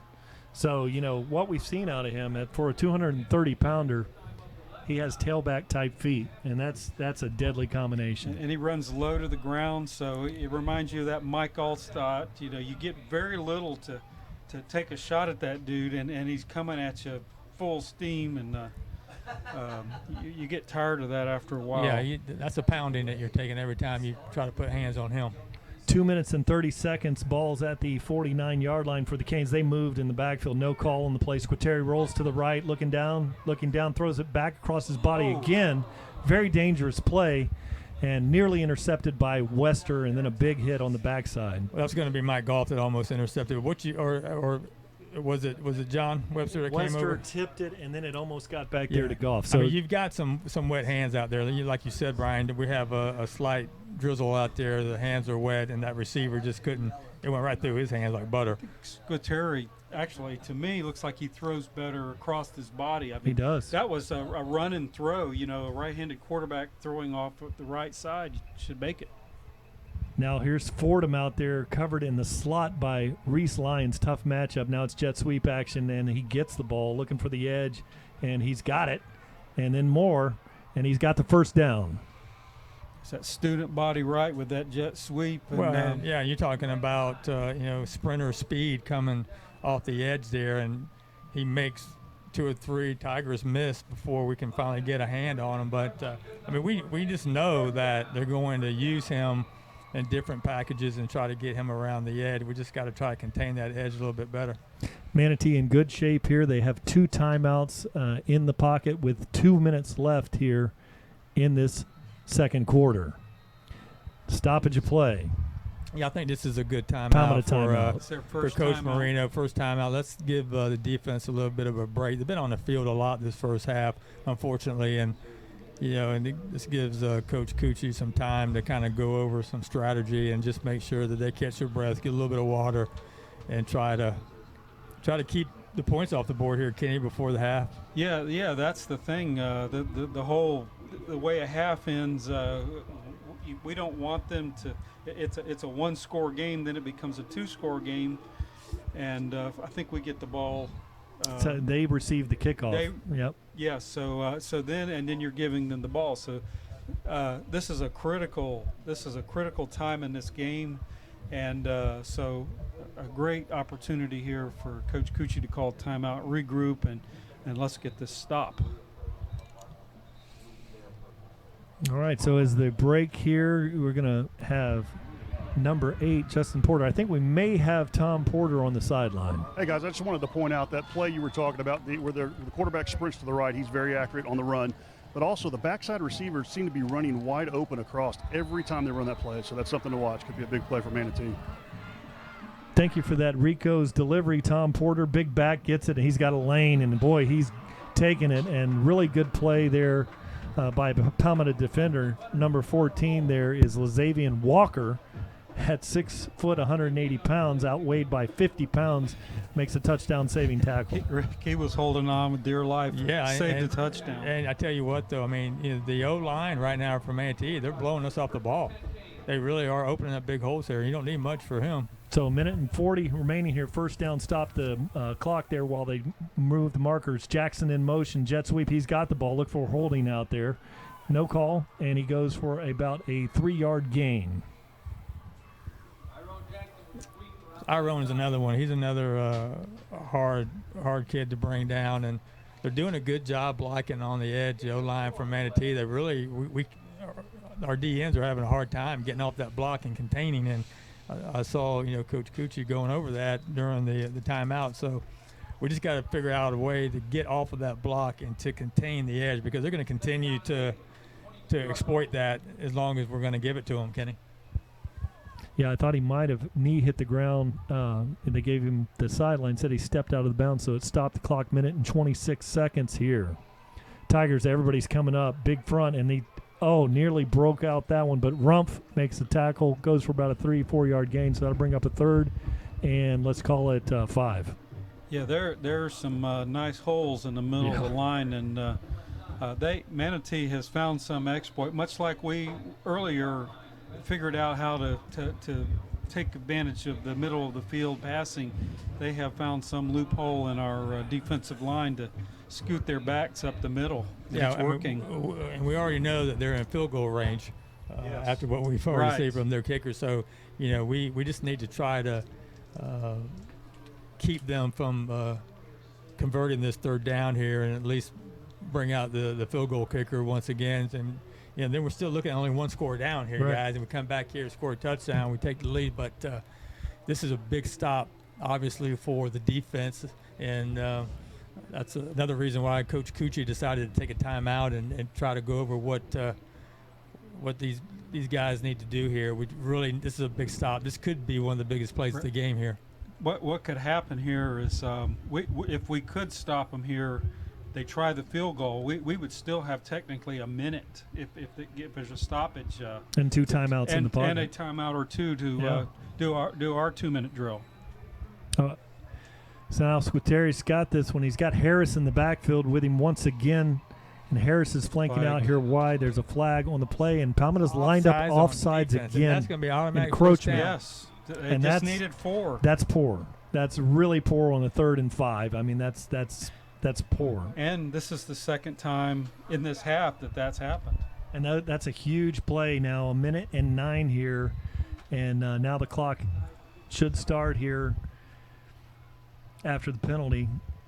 Manatee huddling up here. So we've talked about this, and this really, pertains to any team. But you can't keep these unnecessary penalties are just really hurting us. That was a Christmas gift. You got to be careful with this big back here. If you come up in a bear coverage, that big back will crease the bear. He comes up the center of line and takes a huge hit. Yeah, Reese Lyons. That was Reese Lyons. I think that's the first time we've been able to call his name tonight. That was a huge play by Reese, able to come up there and stop that big dog on Gee whiz.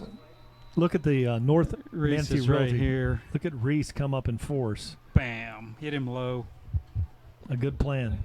That last play when Napoleon Harris was arm tackled, if they'd had the other back in there, it would have went for on the bear coverage. He would have creased the bear. Now big back is in the backfield there. Squateri rolls across looking for that receiver once again, and he's open again and takes a hit and driving and tackled at the 2-yard line. Gets out of bounds. 28 seconds remain here. Do we have a roughing the passer? There's a flag, but he throws better against his body than he does normal. And we're really having a real problem on coverage on the drag routes. It's like they're on about personal foul, roughing the passer. It's going to be half the distance to the goal, so that'll be Manatee ball, 1st and goal from the 1. I thought he was down at the 2, so it'll be 1st and goal from the 2. Okay, 28 seconds. We got to keep him out. Yeah, but you know what to expect here, gentlemen. Oh, yeah. I think big number 30 is going to be right down the middle. And if you could fake it to that young man and run a naked bootleg out of that too, and that quarterback's very capable. Very capable. You would think everybody's going to expect the big freshman to get the ball here. 25 seconds remaining here. Big play. And Marino's going to call a timeout there. He looked at the referee, called a timeout. They're trying. And that is unreal. That is unreal. The referee looked over at Marino. He's calling a timeout. He is hot. That was unreal. We have Marino in front of us. He is on the 20-yard line. He's calling the timeout. The referee looked at him twice. And that's a touchdown for the Canes. Marino's going to be very upset about this one. 22.7 seconds remaining. Manatee looking to extend the lead. They have the swinging gate out there. They're going to line up for the extra point. And there's a flag called, and it's going to be probably called on the, let's see. Motion or something, trying to perform the gate. I think they're going to call it off the Tigers' encroachment again. Let's see what the play call is, the penalty call is.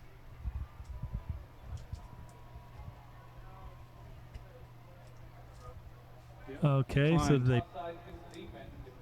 we're lined up encroaching once again. 22.7 seconds remain here. The Hurricanes trying to extend this to a 17-7 lead. Ball's down, kick is up, and it is good for Le Prevost. So that brings up the 17-7 lead here by the Manatee Hurricanes. Yeah, that one hurt, gentlemen. Well, I mean, we've had opportunities here in the first half, and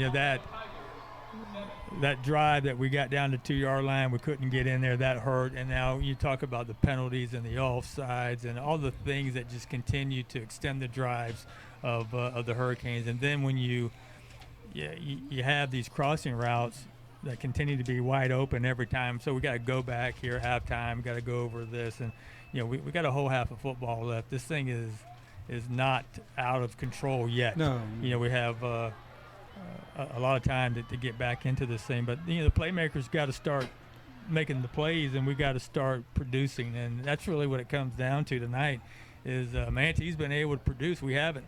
And you've said it in the pregame. We talked about it. We just need to worry about ourselves and play our game, and we haven't done that. Now, with 22.7 seconds remaining, you might see a squib kick because there's the very dangerous Jonte Wester and Dravian Butler back there deep. The left footer, Lafro, is going to kick this one. And he approaches the ball, drives it. No wind here, and very close. That's going to be Jonte Wester's got it, looking for the outside, trying to get a block out there. He's got the corner, gets a block, 2 blocks out there, 30, 35, 40, 45, 50. And he's going to be tackled at the 45. So with 11 seconds remaining here. 1 second. No, it's 11. Oh, I'm sorry. Yeah, it's Kenny's vantage point here. The goal post is right on the one. The upright is right on the one. So 10.97 seconds remaining on this Palmetto Tiger ball. Great return by Jonte Wester. Where's the ball, Brian? Well, the referees haven't spotted it for us yet. 46? 46, 47, in between the 46, 47. So we need about, 15 yards to... Yeah, 15 yards to get an opportunity to let the boy try. Get a field goal opportunity. So now, they can do that in one play. They'd have to get out of bounds or get a first down. And there's something over here with Butler. There's a very soft coverage. You might just throw it out there and see if you can make it work. Marino steps up. He's running across the line of scrimmage, and he goes for 9 yards, and he's going to be tackled there. 2 seconds remaining on the clock. Oh, boy, that one ran for an additional 2 seconds after the play was blown dead. He was in that 10 over there across the field, and it was still running. I know Coach Marino was over there signaling for a timeout. Let's see. They're saying 2 more okay, seconds. They're bringing them back. Yeah, that's right. They're making it right here. That's the right call. There was 2 seconds left on the clock here, and now the ball, Palmetto takes a timeout. There's plenty. You got a shot at a Hail Mary at this point. Pretty much. Outside of field goal range. Now, different things with Wester and Jonte Wester and Butler. This is the kind of thing you might want to try, some type of hook and ladder. Get your middle of the field route with a Kobe Mays, and then you have a trailer to either a Wester or to Butler, and anything can happen. But a tough spot for the Tigers, and you got to be careful here of your quarterback taking a big hit on the long toss here at the end of the half. 2 seconds on the clock. Marino is talking it over with the offensive unit. We haven't called Kobe Mays, and he came on strong for us last year. Kobe has been involved in some plays. He had that pass interference call Right, on him yes, earlier, and yes. he had another play that I think Anthony just kind of overthrew him. But he's definitely a playmaker, and I think we always go back. We have a lot of playmakers here. We have options here. It just really depends. We have to go for it here. I mean, you have no time to think about bringing a field goal unit in, so you've got to try to make something happen here and get in the end zone. Brian, I like that hook and ladder with one of those quick guys. Yeah, I think that could. Yeah, that's worth a shot. Kobe Mays, and you have Curtis Thomas out there on the far side. He's shown that he's very elusive. We got a 3-bunch coverage over here to the right. Offensive line's going to need to block. Marino's looking. He's got the ball at the 50, trying to find, steps up, throws the long ball, headed for the end zone, and it's up in the air, rolling, bouncing, and it's going to be gathered there at the 2-yard line. And my goodness. That was can't see if that was an interception or a completion. So they did say the ball was picked off by Manatee there at the 2-yard line. So that's going to end things here. And let's take it to our halftime sponsor.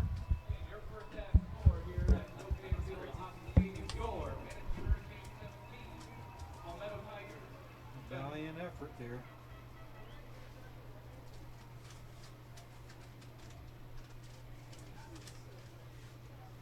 Tom Porter may catch up with Coach Marino here. So let's see if we can catch Tom Porter. See if he has time and is able to catch Coach Marino. I do not actually. Coach Marino took off, but I was going to chime in there a little bit about that no timeout call that we saw there. Coach Marino was livid. He was beside himself. He came out afterward and asked the referee. He said, "Hey, I called the timeout. You looked at me. You put your hand up and said, 'Hold on.' I kept calling timeout, and the referee just said, 'I didn't see you.'" Even though he turned around and looked at him, the fans went crazy. While we're standing here talking about the fans, what an impressive turnout for the Palmetto High School Tiger fans. Our stands are completely full. Manatee is, kind of sporadic. They have a decent crowd over there, but I mean, man, it's not very far from Palmetto to Manatee, but man, the following for this team has really picked up, and it's great to see the support that we have even on the road here from these Tiger fans. Thanks very much, Tom. Now let's kick it off to the Richardson Stinton Roofing halftime.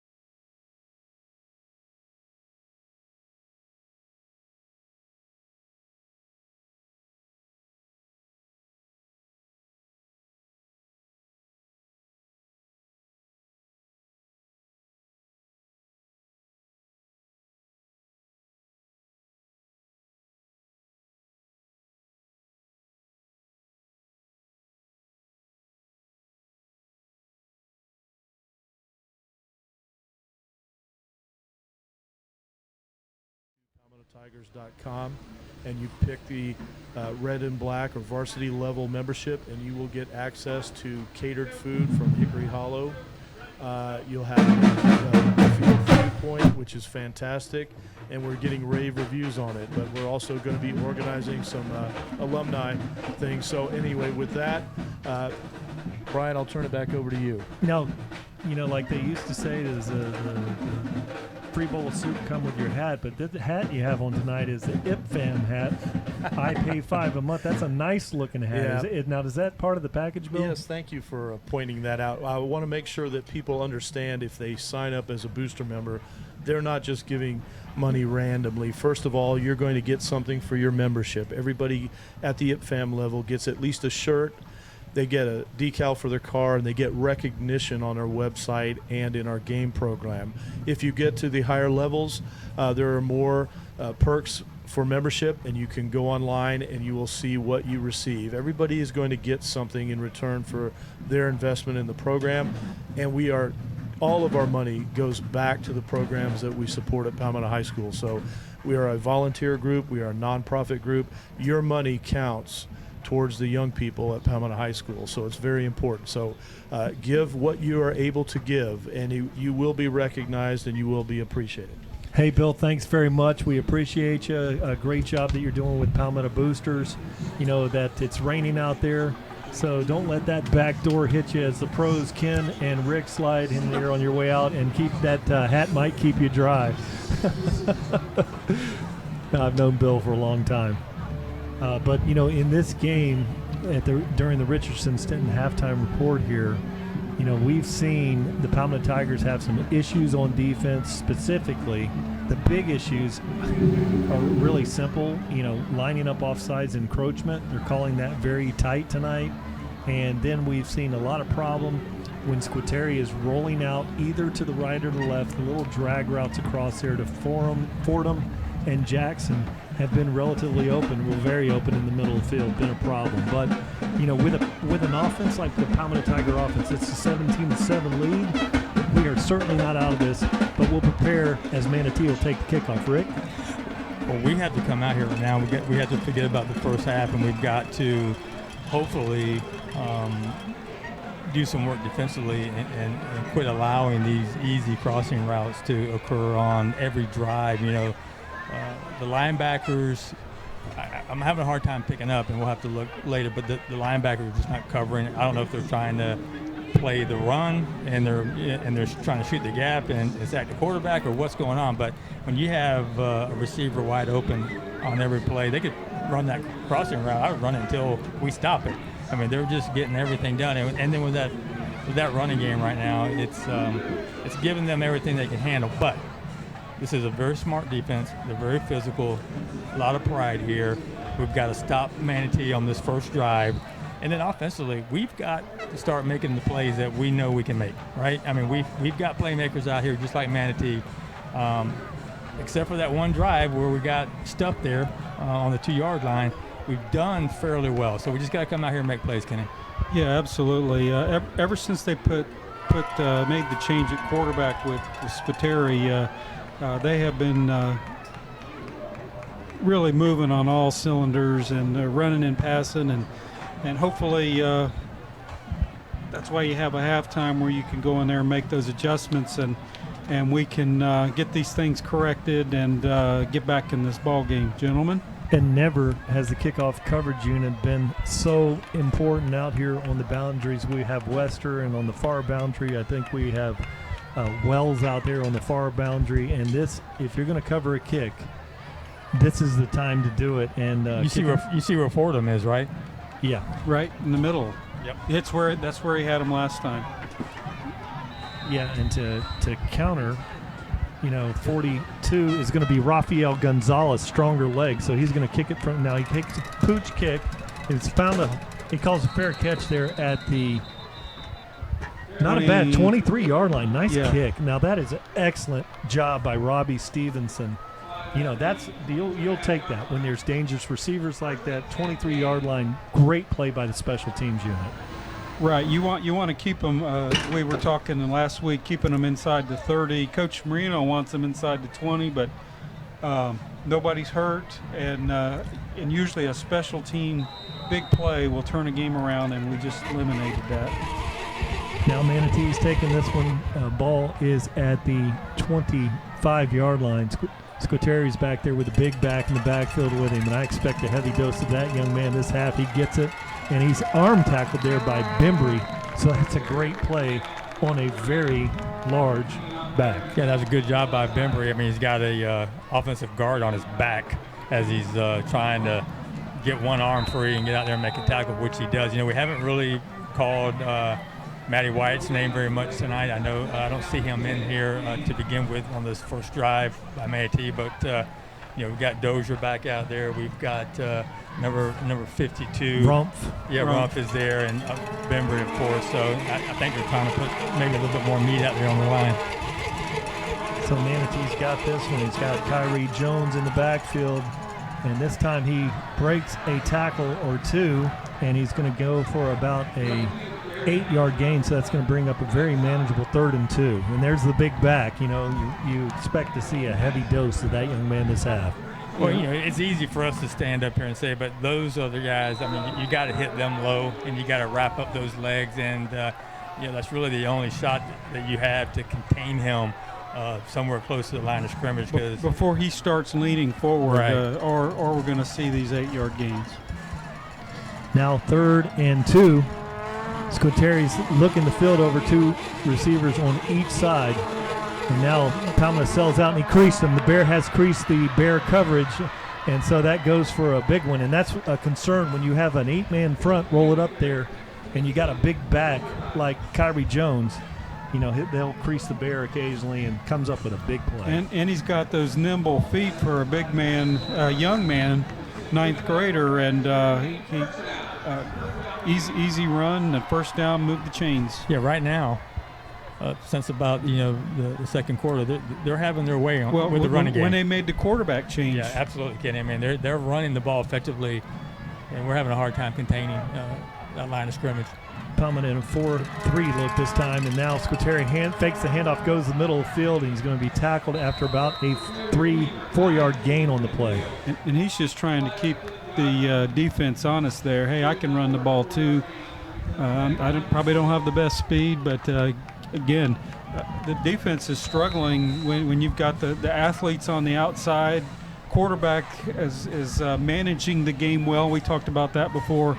And the big running back. They got their hands full. The back was covered, and a quarterback coming from the old, wing T formation. He is good at reading and kept that one. So he's an excellent quarterback. Now that it's high snap, and Squateri has it, pitches it late, and he's got the big back out there, goes for the first down again. So that's Kyrie Jones running, and really just what the doctor ordered for the Canes, coming off the 23-yard line and driving right down the field, run-heavy packages. No, that was a heck of a play by Squateri. I mean, he is almost tackled, and he's able to get that pitch off, and there's nobody out there on the outside to try to make a tackle. And a gutsy play there as he's getting tackled. That could have easily been a fumble. And a tough snap. He was able to very, very good composure shown by Squateri. He's one back in the backfield. That's Napoleon Harris. Fakes the ball to Harris. Now he's looking for the middle screen. Didn't get it. Throws it late and across the body. Once again, wide open receiver. And that is number 9, Dre Evans. I tell you, that we got a flag here, but illegal receiver downfield. So what you saw there, one of the linemen did cross the line of scrimmage. You'll pick that up on the North Manatee Realty. And let's see. There he was. He was way on the far side of the field. And about very close. He was about 3 yards. It was on, I believe it was the right tackle on the far side. And, usually they'll give you a little bit of leeway there. That one was right on the cusp. So good break for the Palmetto Tigers. Huge break, about 30 yards. They were going to be about on the 15, and they're back to the 44. Right now, Squateri is about a half a foot in front of everything we're doing. He is right there. We're about to make a tackle on him. He's able to keep his momentum going forward. Makes a great pass on the run once again. Right on the dime. Again, crossing route with the receiver, avoiding pressure. But very fortunate break for the Tigers. Now that brings up a 1st and 15. They fake the jet sweep, and now this time in the backfield, missed tackle back there. Now he looks, composes himself, got to receive big hit, but he's got the first down there. And that's going to be a great catch by Napoleon Harris. We do have the flag down, not sure what it is, but there's one laying there in the middle of the field. I wouldn't expect that to be a targeting from that I think position that came down before the play was even made. Okay, maybe a receiver down, an eligible receiver downfield. Yeah, hopefully again. another break. You Yes. know, extending the plays like this, when you have Kenyon Fordham and Squitieri making things happen, that's going to be holding on the Palmetto Tiger defense. Decline. That's the first down for the Canes. Driving here, balls at the 23-yard line. You know, one of the things in the adjustments I think I would do is make him go to the right, because he's killing us throwing to the left. Well, here, one thing right now is that defense is tired. You can tell they are wore out. They've been chasing him all over the backfield, and he's making plays. Now, you got Harris in the backfield, hands it off number 25. Derek Marino makes the tackle, spins off that, goes for about a 7-yard gain. And that time on the run was Eric Washington, who's a linebacker now playing running back. You know, Brian, earlier in the game, we talked about Palmetto being like plus 11 in the differential, and eventually it balances out. And, you know, we haven't seen the turnovers like we saw the first two games. That's correct. Tyson Phelps was actually the running back on that one. I have a correction there. And now Squitieri looks. He's rolling to the right, and he throws the long ball down there. Good break on the ball by the Palmetto defender, and that's going to be an incomplete pass. Yeah, that was a good job there by Reese Lyons, actually. So he came out and made that coverage stop, and I mean, that's what we got to do. These playmakers are going to have to get out there and cover these receivers. This reminds me so much of those 1990 Hurricanes. You know, they were wide open. They could run it down your throat, or they could just throw. They had all the weapons. They had all the weapons, and it looks very similar to some of those Coach Canan teams back in the 90s. But you know, we just got to continue to battle here, guys. I mean, we look a little tired, but that was a great play by Reese, our playmaker, someone that you would expect to step up and take control. And you know, we may be seeing a little bit of advantage here from the O-line of Manatee because of that size difference that we have up front. But just got to keep that heart in this and make a play. Big play. Kyrie Jones is in the backfield now. He flanks out wide. Squitieri look for a quarterback draw. It's a middle screen. That's beautiful. Play call. That's a touchdown. He's at the 10-5. Touchdown, Napoleon Harris. Textbook. That's Great how you do call. it right there. I mean, you can't mark that play any better. You can't put that on a board and say this is how we got to run a screen. It was perfect. And they had every single defensive lineman rushing the passer on that one. I mean, they just brought an all-out blitz, and there was no one covering. And to me, the giveaway was sending out the big back out as a receiver. Like, you're not going to throw it to him. No, good play you're call. You're going to give it to the fast guy there, and I really was great call. Expecting to see a quarterback keep after you send the back out there and run the quarterback keep up the middle. Absolutely, yeah. And so great play. High snap. Oh, Palmetto Tigers. No, this one's no good. Hits the crossbar. So here with 7 minutes and 18 seconds remaining, your Palmetto Tigers trail this one 23-7 here at Hawkins Stadium. Well, we know we needed a stop. We talked about managing the end of the first half and Manatee getting it the second half, and they've come down and scored. But maybe the turnaround will be that the missed extra point here, we can get something going. We got to get the ball. We got to get moving here really quick. Hey, we've got to score. I mean, yes. we talked about that, you know, when we were tied 7-7 all, that we're going to have to match them. We haven't been able to do that. And we really have stalled offensively since we got stuffed there at the 2-yard line. And we need another big run back here by either Bubba or Jonte here, and let the offense get going. And, you know, whatever we got to do offensively to get into the end zone, there's no reason to pull back here. We got to go. And it may come from a kickoff or a punt return or something here that it may not be the offense, but maybe to help ignite them. Yeah, if you're going to return a kick, you want a guy to do it. There's two of them out there, Butler and Jonte Wester. takes this one, he drives it, and that one's going to be Not gonna filled run by that one Wester, back. and that one's in the end zone. So that's an effective way to take Jonte Wester out of. Yeah, we had that one all last year. We didn't have to worry about their speed guys running it back.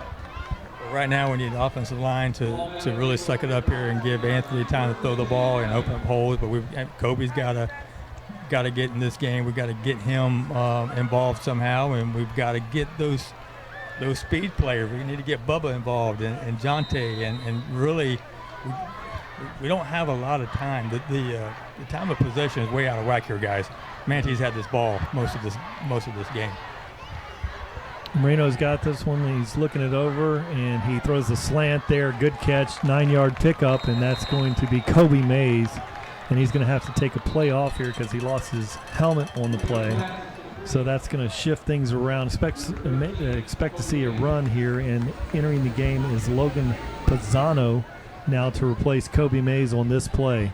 So not a great spot there, but it's bringing up a 2nd and 2. Out here you have Curtis Thomas wide with Jonte Wester and Pizzano over there in single. Marino scans the field, looks for the longbow, and he's being tackled out there. That was a mugging. So Pizzano was basically bear hugged down the sideline there, pass interference, so that's going to bring up a first down for the Tigers. I mean, he was tackling him like 10 yards down the field there. I mean, it was almost could have been catchable. Yeah. But I mean, he mauled it. Well, we've got to score quick. We're getting there. Right. So we're getting there. So we've got to score. We can't really be, running the ball as much as we want to right now. But just very timely running when we need it. Yeah, incomplete passes and penalties, always a good thing when you're trailing. Now this one's going to be pitched wide. Look at the great speed there. And, to get the hold out there. Johnny Jones for a nice run. They got a holding call probably on Jonte Wester out there on the edge. Or, also I'm trying to pick up maybe number 29. That's Curtis Thomas. Yeah, Curtis Thomas may have been guilty of a hold. Just not what you need when you're driving the ball and getting a little help from the defense of Manatee. It's a sideline warning, so we got a break there. One thing about this drive, it needs to be long enough to allow our defense to have a little bit of break too. They need the sense of urgency, but let those guys have a break. But getting out of bounds, an incomplete pass, or even we're already here. Is this the water break? Yes. So let me tell you this. There is no sideline. I don't know how you get a warning, because the only way you can back up far enough is get on the fence. That is true. You couldn't build a stadium. That's pretty much the equivalent of like a youth league as far as how close it is. Right. If they remodeled or anything, they probably would have to fix all that. Get it in compliance. Maybe. Yeah, it is tight. With the historical value, is maybe this is one of those things where it's like a historical property where they don't feel that. You're grandfathered in. Yeah, pretty much. Yes. Yeah, they're not going to change it. A lot of history here on this field. Yeah, this is like Wrigley Field, It is. This is. They played 3 or 4 Amos Alonzo Stag Bowl games here back in the day. And I attended those games. Yes. A couple of them. They were fun to watch. Fun to watch. 2 receivers from Marino on both sides. Butler in motion, jet sweep. He gives it to him, and he's got the edge out there. Cuts it inside, makes another great cut, another cut, and he goes for a huge first down. We're getting another penalty over there on the far boundary. And another one. Wow. That one, the ref threw it about 25 yards. Look at him. That is just an unbelievable skill there. Oh, looked like maybe a face mask right there. I'm not sure where. I don't know where the penalty is on the on that side. Let's see if we can pick that up, and perhaps on the North Manatee Realty camera here. See if we can pick that one up. Mm-hmm. Referee coming out there saying a chop block. Chop block. Oh boy. Against the offense, and that's going to be the only penalty. So that's going to back the Tigers up. Tigers shooting really every positive play that we're getting here tonight. The Hankies are coming out, and so backing us up here. And now it will be a 1st and 17 on the play. Let's call it, about 1st and 17. Marino's back there in the shotgun. 2 receivers on each side. Butler comes back to the backfield. They fake the handoff to him, looking for Kobe Mays down for the long ball, and it's a little overthrown. We're going to have a late hit again on Anthony. I tell you, this is the 3rd personal foul. Yeah. And late hit on the quarterback. That's just nasty. I mean, they are really eating him up, too, and there's no need for that because a step or two after the release of the ball. Reminds me of some games I used to watch. That's way past, let's not call it the echo or the whistle, but ball was in the air, and that was long after the ball was thrown down the field. But first down for your Palmetto Tigers. No, because it was it's a personal foul. You're right. So it brings up a 1st and 5. 3 receivers out here to the right. Kobe Mays out there on single coverage. That's always a good option. Now Jonte Wester in motion, and they fake the handoff, looking out there. Marino throws it. Great catch, great completion, and out there's Curtis Thomas making another play. First down, Tigers. We haven't called his name. Just what a button hook route there. Found a spot in the zone. Yeah, look at that. Zone was just wide open right there. He stopped and found it, and just a nice pitch and catch.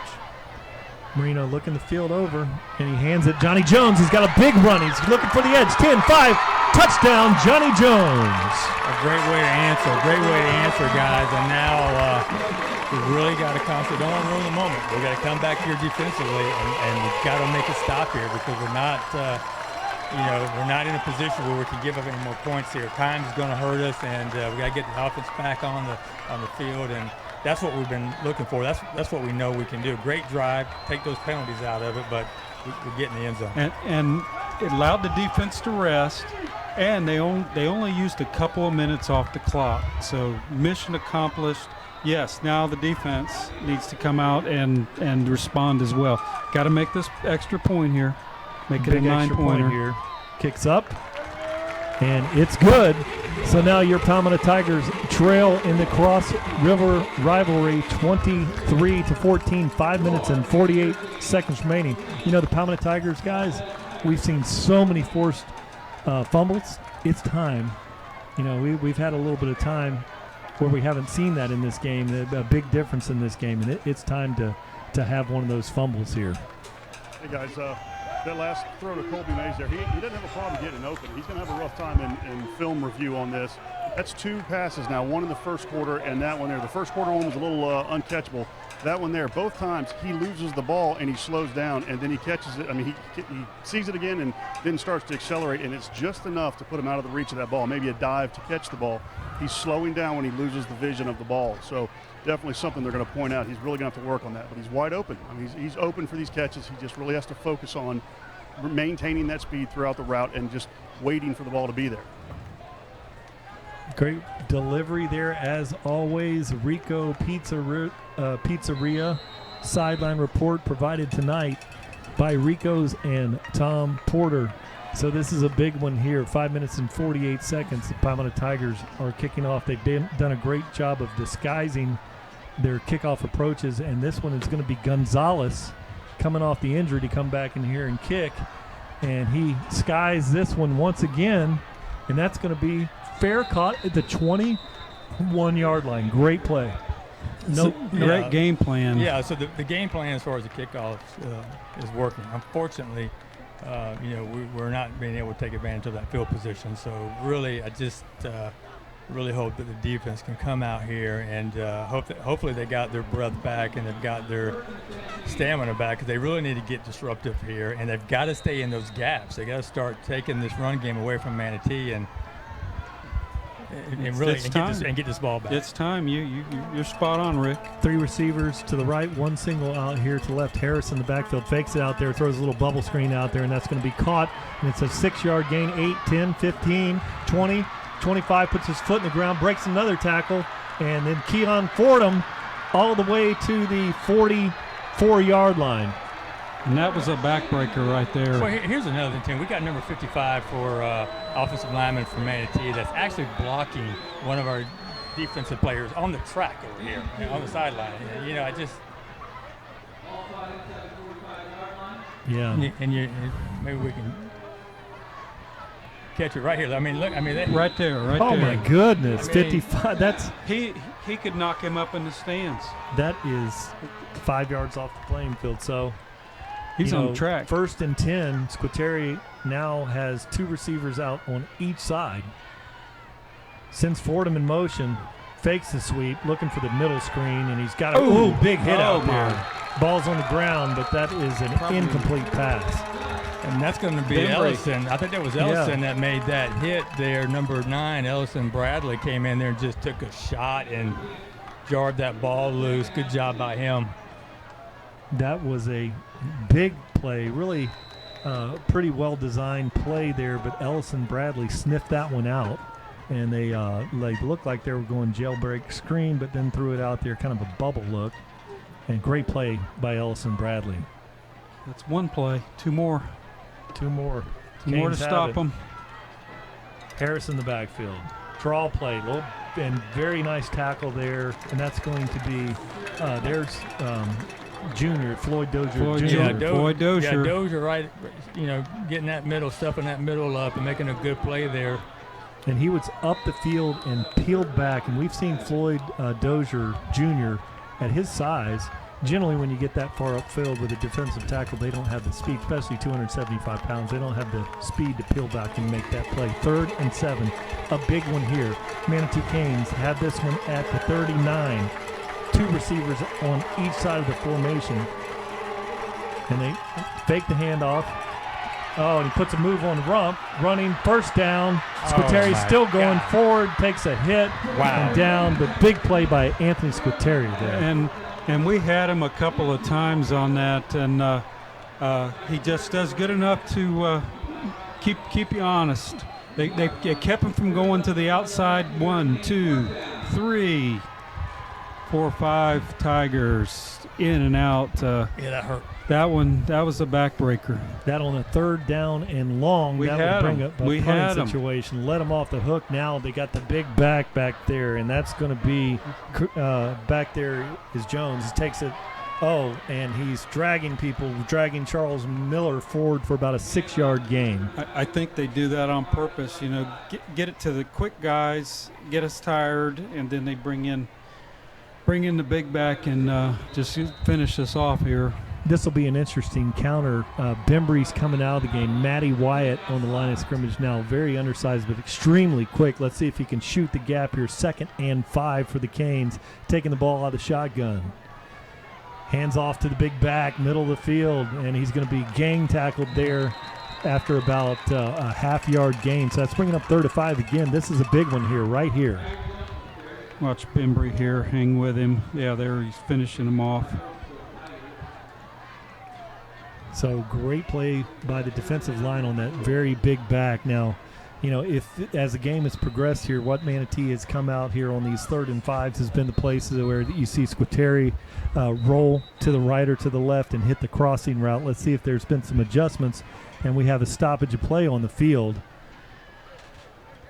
And Matthew Wyatt is coming out of the game, and they're trying to get another Bembry back into the game. I think it's an equipment violation or his helmet's not snapping properly or something. That's awful. I hate when that happens. But this is a big one, 3rd and 5. 3 minutes, 14 seconds remaining here in the 3rd quarter. Manatee Squitieri's back there with a big back, Jones. Fakes the handoff to Jones. Look in the middle of the field. This time, cross-body Tigers in great coverage. Now there, they lock down on the crossing route. Probably a halftime adjustment there, deeper drop. And a good play by the Palmetto Tiger defense. 4th and 5. Yeah, Reese Lyons with great coverage there. Actually, there were several there. They were where they were supposed to be, and now we got to make them miss this field goal. But you're right, Kenny. They definitely made an adjustment, and Reese has been on those crossing routes all night here in the 2nd half. The pro definitely has the leg for this. This will be a 35-yard. We lined off offsides again. No, I think he false start. False start. Thank goodness. That's going to back them up, and that's going to make this a very challenging field goal here. Goes from 35 to about 40 now, so Now let me tell you something I learned here from sitting by Kenny Burton. I used to do the math, look at the spot on the field, add 17 to it, and Kenny just looks at the spot on the 30 out there and adds 10. You're giving away my secrets. You look at the holder and add 10. 5 yards here is a big deal. So that's 40-yard kick with a field's in good, pretty dry at this point. The Prevost hits it, drives it, great kick.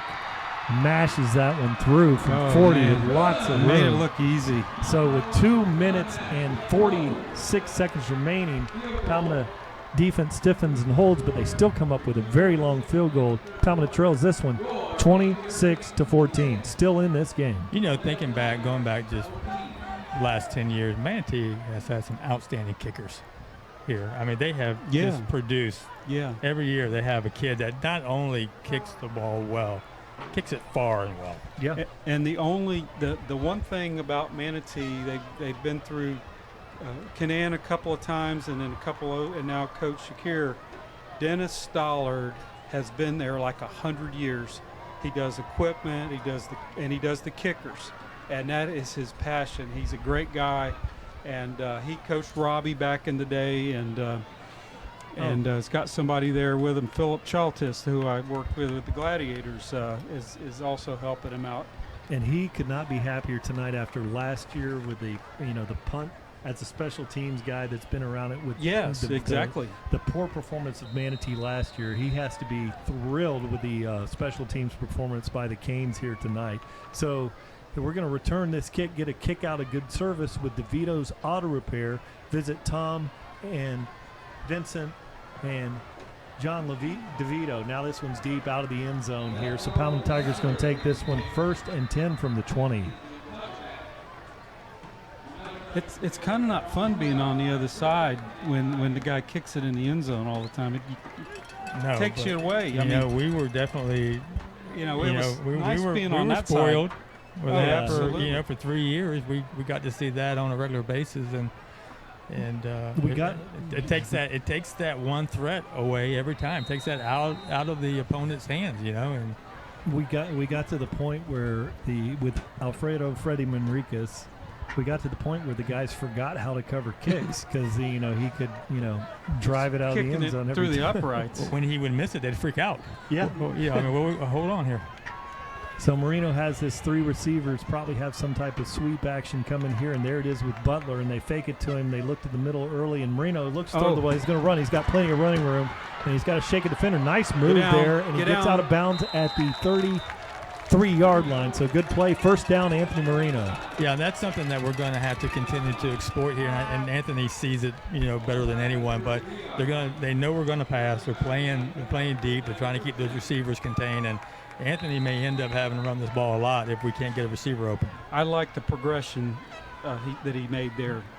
Yeah, he went through 2 progressions on that. Now he looks out here wide. There, get down, ball, and that's going to be incomplete pass there. Yeah, he forced that one. Yeah, that was Curtis Thomas. He got away with that one because there was 3 Manatee defenders all around Curtis Thomas on that one. He's been throwing some fastballs in there tonight. But that's the good news. If you're going to miss, if you're going to be, Brett Favre used to get away with that. He would make some throws in the triple coverage, and if you throw it in there so hot, you'll get a lucky break, and that was a good break for the Tigers. Kobe Mays is out here wide. Curtis Thomas wide on the other side, along with Jonte Wester.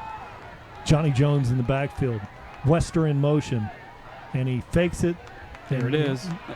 Boy. Incomplete pass there. So that one's going to be 3rd down and 10 for your Tigers. Big hit there. Hit. That's how you play a screen right there. I mean, defensively, that's how you play it. And you give all the credit to the defensive front there of Manatee because they did exactly what they needed to do on that. So now we're in a 3rd and long here. A must. If you give that kind of look again with a single free high safety back there, you get the safety to come up and look at that screen, bite on the screen, then you've got single coverage, throw the ball to the middle to Kobe Mays. And so let's see what the Tigers do. And he slips on his cut, and that's going to be Oh, and we had Butler was out there unguarded and the handoff, so that's going to bring up a punting situation. 2 minutes and 10 seconds. You know, they must have saw something that's to execute a run on 3rd and 10 like that. Must have been something there I didn't see. This is going to be a very important punt here from Anthony Marino. Canes look like they may come with some pressure on this one. Marino awaits a kick. Kendall Reynolds back there in protection. Good kick, and it's going to be back there, and that's Iron Jackson. Fields it very low by his shoe tops. Takes it in the middle of the field, and he's going to be tackled there. And right on the sideline, he's brought that one back to about the 47-yard line. Somebody down right there. You know, when Iron Jackson, one thing he's only a sophomore, but he's a player. But one thing we've seen, he does get loose with his elbow out there. That ball is out wide when he's shaking those tackles. There was one time I think they were trying to knock it loose earlier. Yeah, this is not good here. This is who is that? Bradley that's down. Looks like he may have a cramp. I'm hoping that's what it is. We've called his name a few times. Yeah, well, you know, tonight. he's playing on the corner here on the right side. Mm-hmm. He's a big part of this defense. And well, no, it's not. Ellison's over here. Ellison's number 9. I take that back. I thought it was 9 laying over there. So Ellison's here. And look, but this still maybe Lazavian Walker. No, over there. No. Is that that's number 3? Is that or 5? Is that Reese? Reese. I can't. He's running that's off. Reese Lyons. Oh, I mean, so that hurts as is well. Yeah, huge. That's big time. That last series that you saw that we finally covered the drag route, Reese Lyons had an excellent drop coming out of his strong safety position. Get some Gatorade in him. And they're going to get him over there and work things out. Kendall Reynolds coming over here to the sideline also. Palmetto defense really needs to come up with a stop here. Manatee Hurricanes line up, and they've got Big Jones in the backfield with Squitieri. And he hands the ball off to Jones, and he's going to go for about a 4-5-yard gain on the play. You know, we had a moral victory last time, keeping them to a field goal. They got a super weapon there, but definite stop now. Well, we have to. We can't allow any more points on the board. We're running out of time here with 1:20 left in the third quarter. But, you know, that kid, he hits the hole so quick for a 230-pound running back. And, you know, he's got 3 yards on you before you get to him. He's nice. And then Iron Jackson here, a very skilled receiver out here wide. Coleman out there wide on the far side. Keon Fordham in motion. He fakes it, puts Terry to the middle of the field, takes about an 8-yard gain there. Going to be close. If he probably got it, you think? I thought he rolled past the first down marker, but they're giving it to him. He's right at it. It looked like to me he rolled past it, but it's going to be. Yeah, they're giving it to him. Look at that. They had the marker 6 inches away, but that's a first down here at Hawkins Stadium. And, you know, with the third down coming up with 6 inches and that big backpack there, it would have been very difficult to stop that. Probably time-wise, it's just better to go ahead and give it to him. Yeah.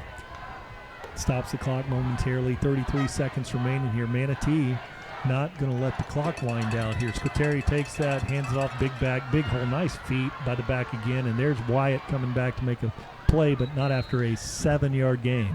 You know those foot drills that you do to work on your quickness? I would love to watch him. He's got the most nimble feet for a kid that big. It would be fun to watch him do those foot drills. I do that with Rich Robick. He's an old linebacker, and he does those. And I bet you he can do them. Oh, it's crazy. Yes, it looks like a dancing bear. He was a joy to watch playing linebacker at Southeast back in the day. Yeah, he's a big dude that can do that kind of stuff, and it doesn't make sense either. And that back for Manatee, Kyrie Jones, he is special as a freshman. And so at the end of the third quarter break, we're going to take it to our great sponsor.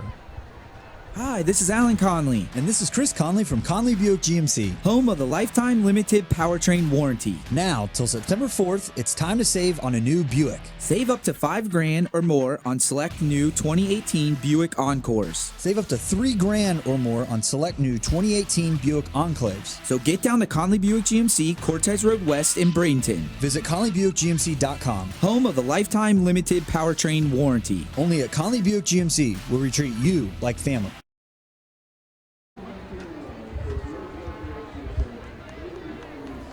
All right, back to live coverage here, and we're going to, before this play, talk about some Manatee County trivia question. But let's watch the Canes on this 2nd and 5. Ball is at the 36-yard line. Squitieri hands it off to Big Jones, and he's going to go for a gain of about 3 on the play. John Bembry. Yeah, Bembry once again. You know, just really, I mean, the offensive line for Manatee is giving this talented running back everything that he needs to run through. They are really opening up some holes. I know that our defense is tired. They've been on the field a lot this game, and they're up against a lot of beef here, gentlemen. And, you know, as we know, that wears on you after a while. I don't care who you are. But Bembry made a nice play on that. Yeah, and then Wyatt's shifting over here to the other side against the big fellas out there. And now Squitieri, they get Palmetto offsides. Bembry jumps, and that's another first down. You know, the Tigers tonight have been giving up a lot, but I don't want to be negative. I want to have a little fun with Manatee County trivia here as they march this one off.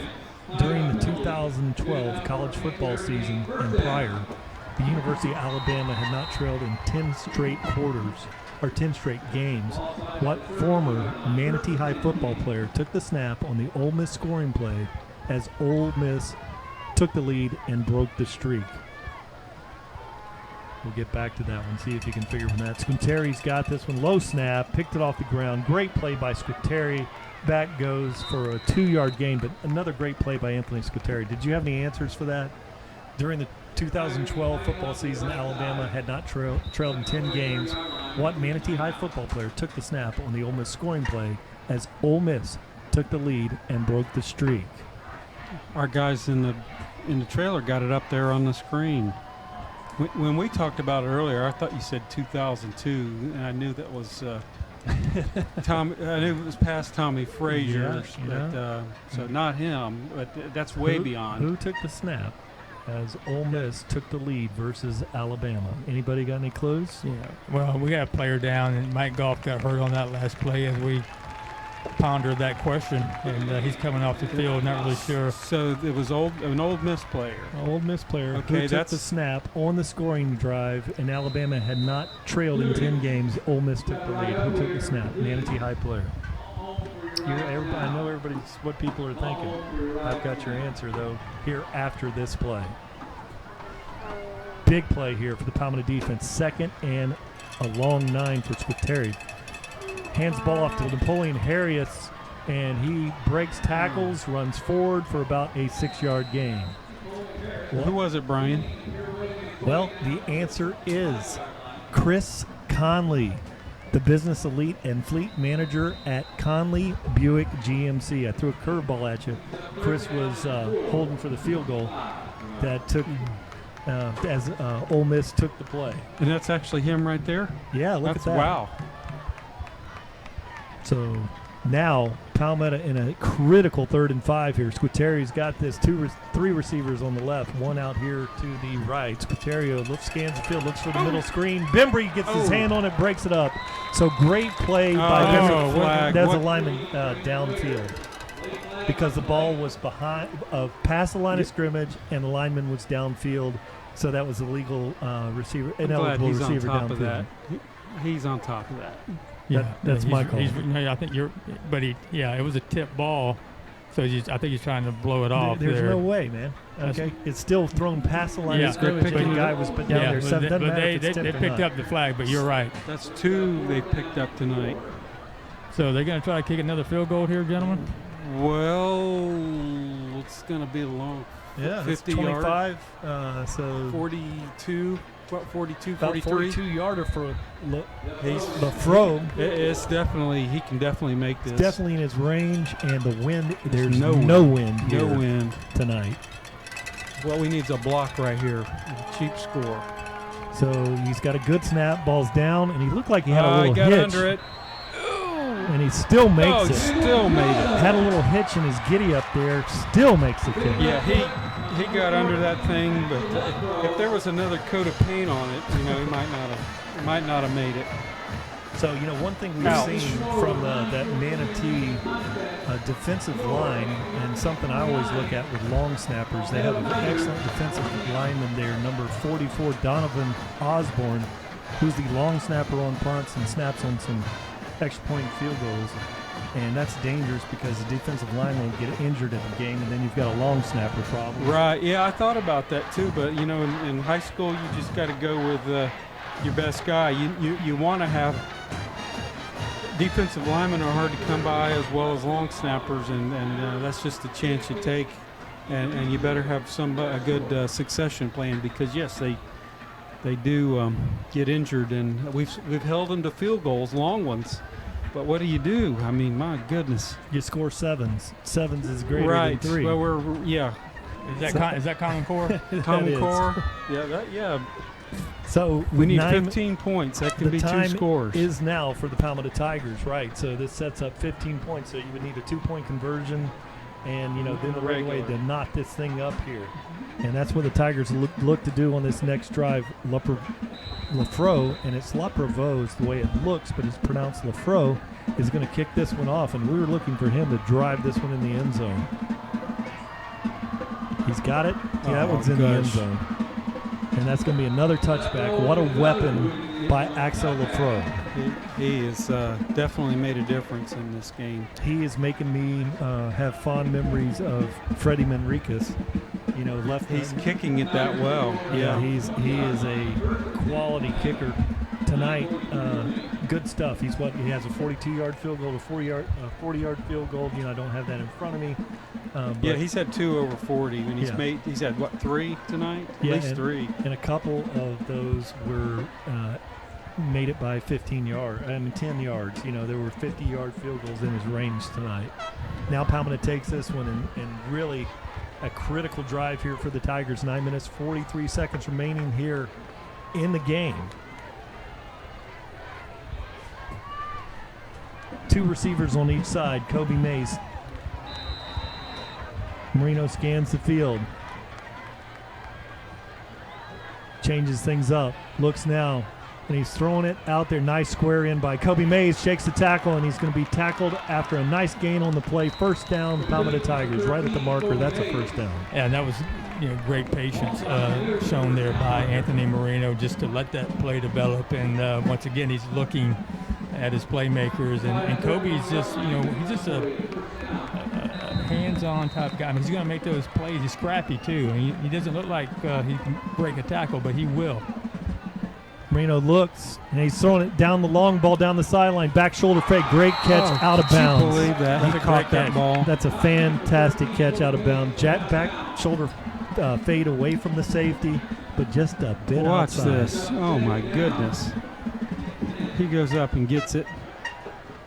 That's a big Over league catch. 2 guys. My goodness. Great shot from the North Manatee Realty Cam, but that brings up a 2nd and 10. Good news, no time really has gone off the clock with an incomplete pass. 9 minutes and 21 seconds.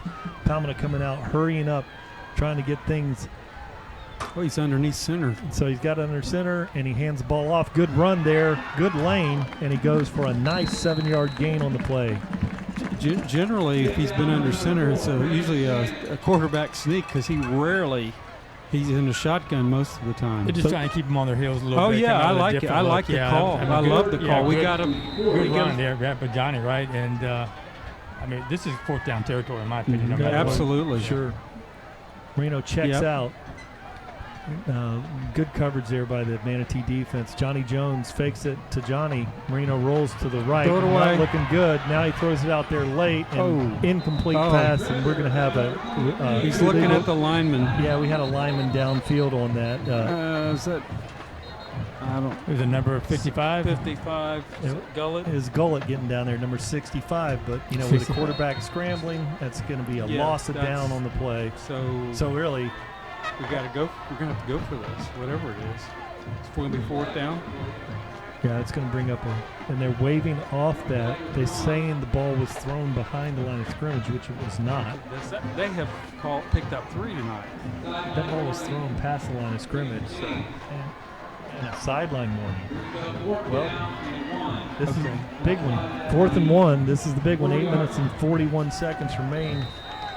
Palmetto's out there, and the 2 receivers on each side set. It's not going to be a sneak. Might be a quarterback keep on this. Yes. And it is. Yep. And he's got it. First down. And there's going to be... Oh, that was a late hit. That was a hit on the helmet. That was a head-to-head shot. There was no reason for that. First down, Palmetto Tigers. Yeah, the referee was right there. Yeah, there was 2 of them.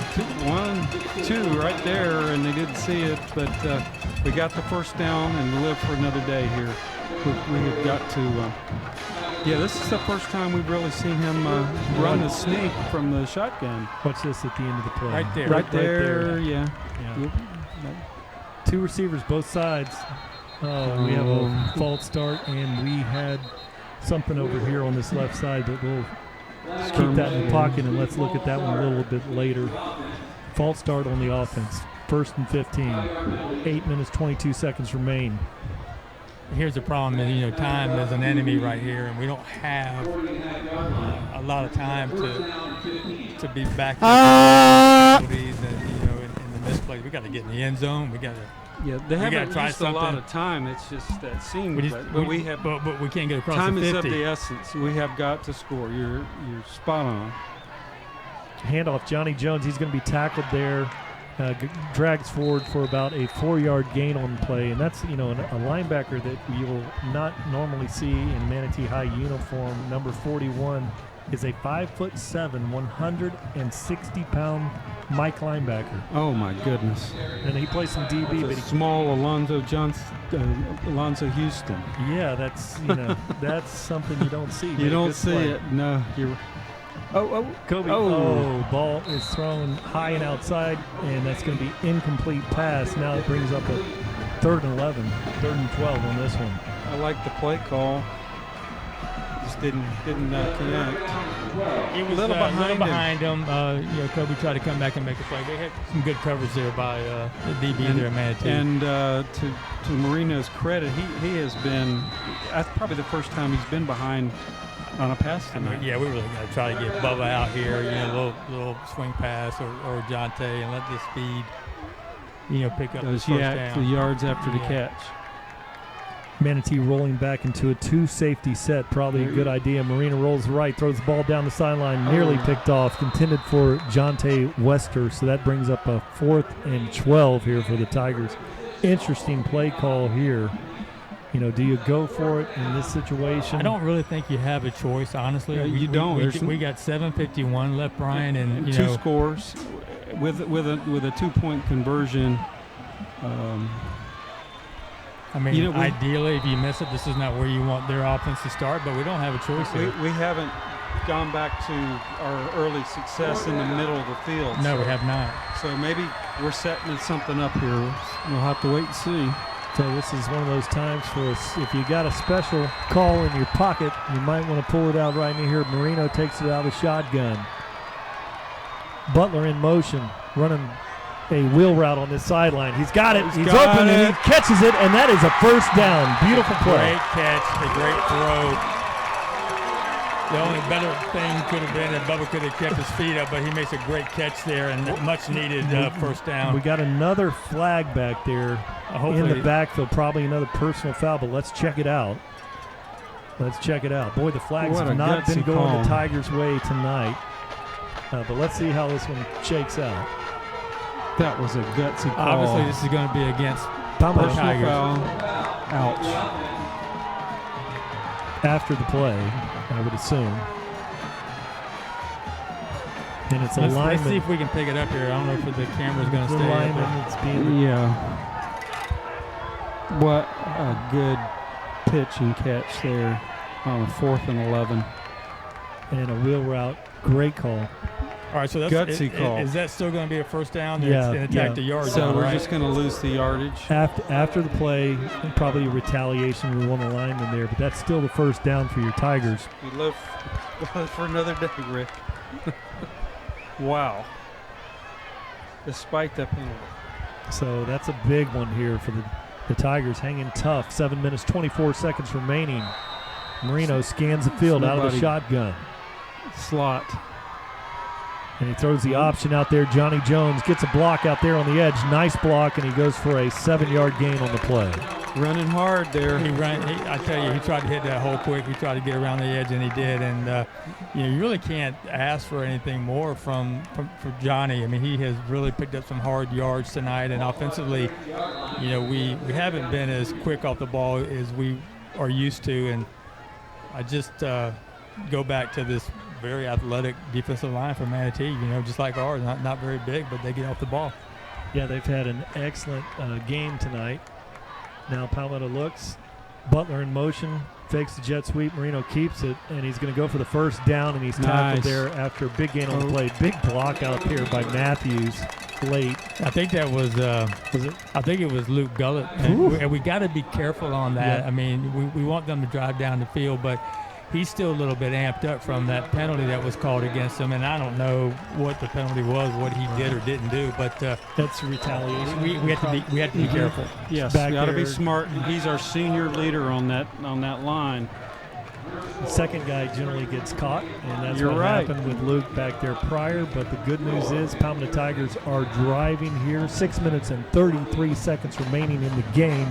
Now, as we roll this one ahead, at this point in the game, there's a choice here. If the Tigers are fortunate to score, you go for the 2-point conversion here. I think you would go ahead and kick it and get the point first, and then you go for the 2. Now this is why I'm bringing this one up. Are you asking? I would agree with Kenny. I think you take the sure point, and then you knowing what you got to do. If you score again. You got to score again, and then you go for the 2. But then you could go for 2 twice.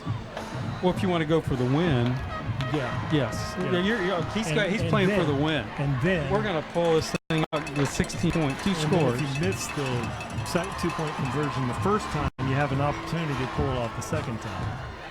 No. Well, let's do. Hey, how about first things first? Let's get in the end zone. And then we'll figure out. We'll see what the coach, the head man, does. Let's go here. Marino's got it in the shotgun. 3 receivers out here, looking to the left part of the field. Throws the ball to the middle, and a good play there by the Manatee defender. Okay, that was a good play. But he has his hand on the back of Bubba. Yeah. Maybe we can get if that. If you look at that, he did have his hand and pulled his shoulder back. I mean, and the referee is standing right there in great position. Yeah, he got his hand across there on the front, but his left hand was draped on the back of Bubba Butler there. Bayshore's pitching another shutout. Can you believe that? Wow. That's 2 weeks in a row. Wow. That's awesome for them. That program's been struggling for years. Marino looks, throws it out there, and it's going to be Curtis Thomas. Nowhere to go, driving forward, and he's going to be tackled after a 2-yard gain. Yeah, and this is where it becomes very important for those receivers to stay on those blocks and allow these plays to develop. I mean, that play works if you've got a body on a body right, here. See, there was a miss there. Yeah.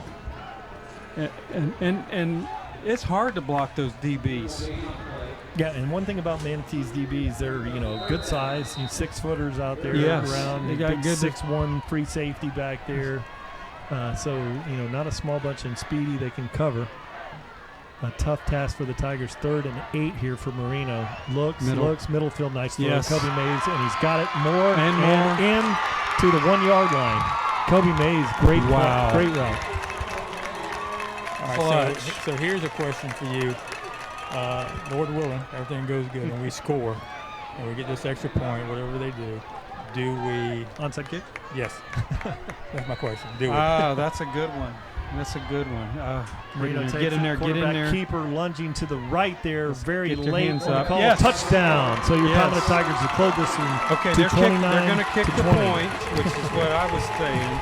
Okay. But I don't know about the onside kick. You've got 5:35. You've got we haven't 3 timeouts. We've held them to field goals this half. I mean, we've had some moral victories. We haven't shut them down though. So give them the short field and take the chance with the onside. Or do we kick it? Or we kick it and hold them. Try to hold them. Well, I'm going to take the Will Muschamp approach on this one, and I'm going to kick and play defense. Probably wise. Doesn't always work out, and that kick is up and no good. So now that. Ouch. Told you guys we should have gone for 2 there. Should have gone for 2, Brian. Brian, you called it. Yeah, hindsight is He has 2020. not kicked right all night. That really hurts. And when he misses, I've watched him in pregame, and even I think we've talked about always right. It's always on the right, and it's that plant foot. Let me tell you what, though. Ouch. In my opinion, Now you have you no kick the choice. onside Now You have no choice. we have to with do you. an onside kick. He can if he gets to kick it off, he can redeem himself here. Oh wow. We didn't love that kick, but we do get a kick out of good service from Yes, the we guys did. at DeVito's Autos. And here on Tiger Vision, sponsored by Conley Buick GMC, we always look things with a positive light. And the positives are there is 5 minutes and 27 seconds left on the clock. You're down 29-20. I've been to so many football games, I've seen stranger things happen. Now it's Rafael Gonzalez coming out of his injury to kick this one away, and we've seen Rafael kick some onside kicks before, probably a little bit more experience than Billy Pineda. So here we are. Palmetto Tigers, there's See what he does. Nickel is out there with Derek Marino. They've Brown got 9 is out people here. up. They've got 9 people up. Everybody's within bunched up. 20 yards. Gonzalez kicks it away. It's just a High pooch. kick. He's trying to settle that one, and it kicked out of gonna be a bounds. So penalty. the ball's going to be on the 35-yard line. It's usually, 20, 25 yards from where you kick it. I forget. I don't know what the high school is. Yeah. So If it doesn't travel a certain amount of distance, let's see what they do here. we're up here in the box, getting our Saturdays and Sundays and Fridays mixed up here of what happens on a kick out of bounds here in high school football. Ball will be spotted at the 40? 40. Ouch. Well, they haven't spotted it yet. So that's a big one. So the Canes will have it on the 40-yard line coming out of this one. Figure out who's supposed to spot it here. Okay. Oh wow. We need a turnover. 5:25 Big here way. on the clock. Big run there by Napoleon Harris for about a 3 or 4 yard Palmetto defense selling out. So a gain of 3 on the play brings up a 2nd and 7. So here with 5 minutes and 6 seconds remaining, you got to get a stop here, and you got to start to think about your usage of the 3 timeouts that are in your pocket. So you really need a stop here on this possession. If you can get a stop, big back Jones, Kyrie Jones in the backfield, and Napoleon Harris back there. Palmetto Tigers creeping up. Big run, that's going to go for a first down, and he's tackled just on the other side of the 50-yard line, so they'll have it at the 48-yard line. First down, Manatee Hurricanes, 4 minutes, 41 seconds remain. Yeah, if we can't stop the run here, the game's going to be over, regardless of. They'll just run the clock because out. right now, they I don't know how many rushing yards we're going to end up with here outside of that 95-yard dash. But they've been running the ball effectively all night. We just have not been able to consistently stop them, unfortunately.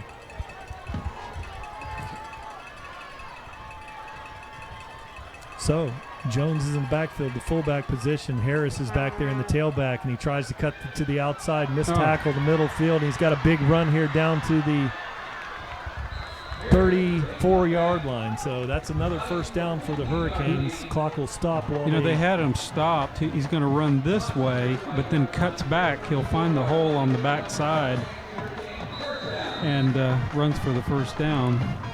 Yeah, there's one thing that we're seeing There a lot it is, of. right Yeah, there. one thing we're seeing a lot of tonight that we didn't see last week were just missed tackles. I mean, just a We lot have of missed- missed tackles. We've missed, yes. Missed tackles and no forced fumbles here tonight Penalties. for the Tigers. Penalties. Lining now- up in the neutral zone. Kyrie Jones in the backfield. Gap over there on the left side of the offensive line. See if he goes there. He does run left, and Palmetto Tigers are over there to fill that one. After a gain of about 1, clock is down to 3 minutes and 36. It's time to down. start burning some timeouts He here. got up. 2nd and 9. They're just going to. Yeah, I mean, right. And Why not? There's no reason to rush the snap. I would let 20 plus put every- seconds go off here. And you really, as the Tigers, you need a stop here, and you're probably going to take a timeout if you're fortunate enough to come up with a stop. Squinteria back there and is back there with Harris back deep and Jones up there in the fullback position. Squinteria takes it, hands it off to Harris. He's got a big hole initially, and he's tackled. Still going, and he's going to be thrown down after the pickup of the first down. So that's 2 minutes and 53 seconds remaining, and it's really a long march up the hill here for the Tigers as they're unable to stop this running game. Yeah, whenever they made the switch at quarterback, it's just been a completely different game. Putting the quarterback Fordham out at wide receiver and quarterback change has made a big difference. 2 minutes and 40 here. Canes driving, looking to put some insurance points on the board here, and the ball's at the 25. Squinteria waits the snap, and there's Big Jones. Nice cut in the middle field. Got the middle and tracked down there, but not after a huge gain on the play. Kept making the play there for the Tigers, number 14, able to peel back and make the tackle, but it looks like the defense is worn out there, Rick. Yeah, I mean, they've got these big bodies. I've been on them all night. You got a huge 230-pound running back just running all over you, and we all know that's no fun. It's going to wear on you. I mean, we're late to the fourth quarter here. I think they're just gassed right now, and we know they have a lot of heart, and this is really going to tear them up. But you got to tip your hat to Manatee tonight. Absolutely. They have had a great game. 2 minutes remain.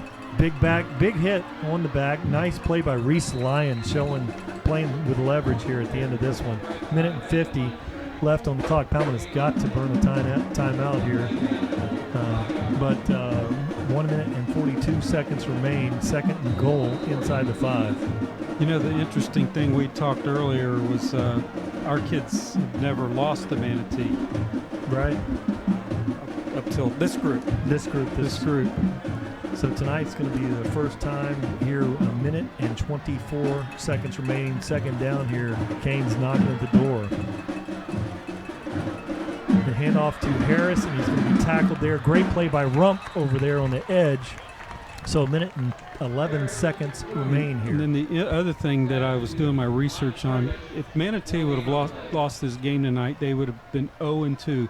The last time they were 0-2, 2006. Man. With Joe Canaan. You can imagine Joe Canaan being 0-2. But that year, they went all the way to the state semifinals. They ran the table and eventually lost to St. Thomas Aquinas. As most do. 42 seconds remaining on the clock here. It's a third down and 5 at the third and 5 at the goal. So it's a handoff to the big back, and he's dragging people forward, but he's going to be stopped short. So that's going to be a fourth down. Palmetto electing to not take the timeout at this point. So it'll be interesting here on fourth down, 18 seconds remaining. That'll probably do it. And you'll see the Manatee Hurricanes here on the Cross-River Rivalry come out with a win here, score of 29-20, and that's going to be it. And really, looking at the positives that we can get from this game, one thing we did not see the Tigers do is to force a turnover. A really perfect game played tonight. I was very impressed with Port Charlotte transfer. Squinteria, the quarterback of Manatee, played very sound and was a great field manager out there. And I think really for me, I think Squinteria, didn't have a 90-yard run or anything like that, but I really believe the way he managed the game, he was the player of the game in my book. Yeah, I would agree, guys. I think, looking back here, we really go back to that stop that the Manatee defense had when we were on the 2 or 3 yard line early in the second quarter, and we just really had a hard time bouncing back from there. And then obviously the defense just was chasing the running game for Manatee all night. But we had opportunities. If you want to take away the positives, we had a chance to win this game. We just kind of shot ourselves in the foot at the wrong time and didn't make the plays when we needed to. But we had an opportunity here. These kids played hard for the entire 4 quarters, and we just go back to the drawing board. We regroup, and we got another tough opponent next week with Riverview. And really, guys, Ken can tell you about the district play here. Even though when you have a loss, you're playing against a team that is up in the district. They're a higher district than we are, and it's a win on their schedule. Actually helps us if we're going to lose a game. You're going to play to a team that's winning some games here. Is that correct, Ken? You're exactly right there, Brian. And because they were a playoff team last year, I think even though they lost in the first round, we still get playoff points for that as well, and as well as next week with Riverview, as they were the district champ. I agree with your analysis of the game. Hats off to Manatee, Coach Shakir. He was a brand new coach last year. Those kids had to learn to get into his program. He was very successful at Lincoln and Tallahassee, winning a state championship there. Now he's had these kids for a year, and it's made a big difference. And let's kick great it. game. Yeah, let's kick it down to Tom Porter. Hey, bring it in tight. Bring it in tight. Bring it in tight.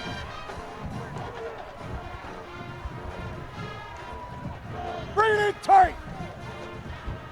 Bring it in tight. We didn't lay it on the line enough to be crying. Hey, let me tell you something. It's my fault. I'm taking 100% blame for this loss. Okay? We were not ready to play. We were not ready to play. But I can assure you this, we will be a different team next week. Okay? We will be a different team next week. You came in here half-stepping, think they were going to lay down and die. They wanted it. They were more hungry than we were. Let me tell you this. You're off tomorrow. You're off tomorrow. Your asses are mine, man. Okay, I'll get your asses in shape. I will make you mentally tougher. I will get you physically tougher. I said it from day one. Are we strong enough? Did we work hard enough? That was answered tonight. That was answered tonight. No doubt. They left no doubt. We will be a different team next week. Trust me. Trust me. Let's go. Bring it up. 8:30 Monday morning. 8:30 if you got any heart. Hey, good game, boy. Hey, family on me, family on 3, 1, 2, 3. Family. Coach, obviously emotional. It's a tough loss. Terrible loss. Talk about the difference. Terrible loss. What was the difference in the loss tonight? They were hungrier than that. We were. You get down in the red zone on the 2-yard line twice, and we can't win no points. And we're supposed to be this high-powered offense. 5 returning starters on the O-line. No. There ain't no way else to cut it. They wanted it more than we did. Defensively, had some miscues. The receivers were open all night. What do we got to tighten up? Defensively, we got wore out. All right, offensively, we didn't score points. We gave them nothing to fight for. And they're a young, inexperienced defense. Okay, so they're not going to fight for nothing. They don't know any better. They have to have a lead. They have to have momentum. That's what a young, inexperienced defense looks like. Okay, you give them a lead, and they're beating their chest. Okay, we didn't give them a lead. All right, we're this great offense that we need to put 40 on board and give the defense something to fight for. We knew defensively we were going to be a work in progress, but offensively, that's a terrible display. I know it's probably hard now, but what positive can you take out of this? The potential's there. We got to play to our potential. We got to get hungry, get more focused, and score points. Play the way to our potential. That's what we got to do. Thanks, Coach. All right, guys. Obviously, as the coach is upset right now, when the players line up on the 50-yard line, Coach Marino was telling the players, I want you to look Manatee in the eyes because they just kicked your butt, and they did. They just kicked our butt. The score's 29-20. Doesn't really tell the story, but Manatee just took it to us. And I'm glad to see the fire in Coach Marino, and I'm sure he's going to put that fire in those kids come Monday morning. We got to play better. We got to do better, and we got to represent Palmetto better. Back to you guys. Thank you very much, Tom Porter, and I want to apologize to the Tiger Vision fans, here at Hawkins Stadium. I know that we've got some hardwire capabilities, but we're trying to fly this thing off of an air card tonight, so I'm sure we've been in and out here. But from here in the corner of the press box here, I wanted to say, Tigers, one thing that we can take from this game is the positives are, this was a night when the Palmetto offense stalled. Really some great play from the quarterback on the other opposition, and some big plays, no surprise, from players like Kendall Fordham, and of course you had Jackson out there, to Iron Jackson making plays all over the field. And really the defensive line for Manatee was up to the task tonight, and they showed, even though they're a smaller defensive line than we may see in the future, they showed that they were up to blocking and then on the offensive line, Manatee showed that they were in control of the Palmetto Tiger defensive line. So we got to tighten some things up. Really, from a high-flying offense like we have here, like Coach Marino mentioned, you expect more points on the board, more production out of this offense. And it was a night when the offense was flat, Manatee's defense was good, and really something to learn from and build from here in the future. Yeah, I would agree with everything that Coach Marino just stated, and we've been talking about it all night. I mean, offensively, you can't get stuffed on the 2-yard line, especially when your offensive line is much bigger, much stronger than your defensive opponent. Their defensive front looked more like ours last week. To be honest with you, they were flying off the ball, they were making plays, and they wanted it more.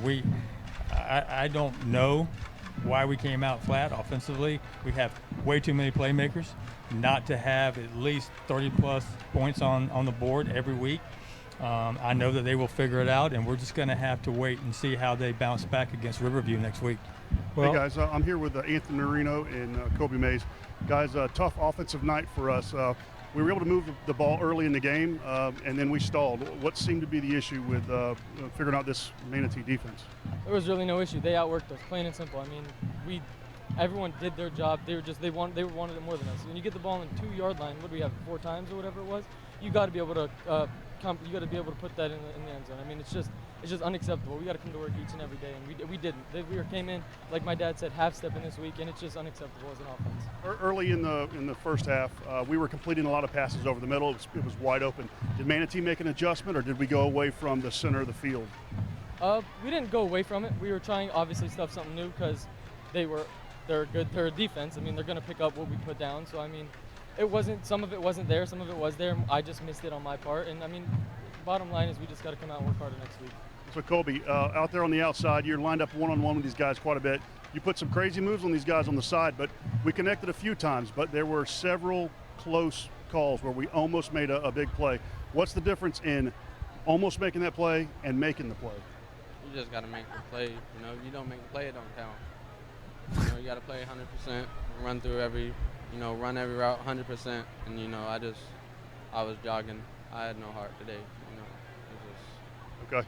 Obviously, as Coach Marino said, Monday's going to be tough. You guys got to get your heads back on straight and come out next week against Riverview and be ready to go. Okay. All right. Thanks, guys. Back to you guys. You know, Brian, let's get ready to close this out.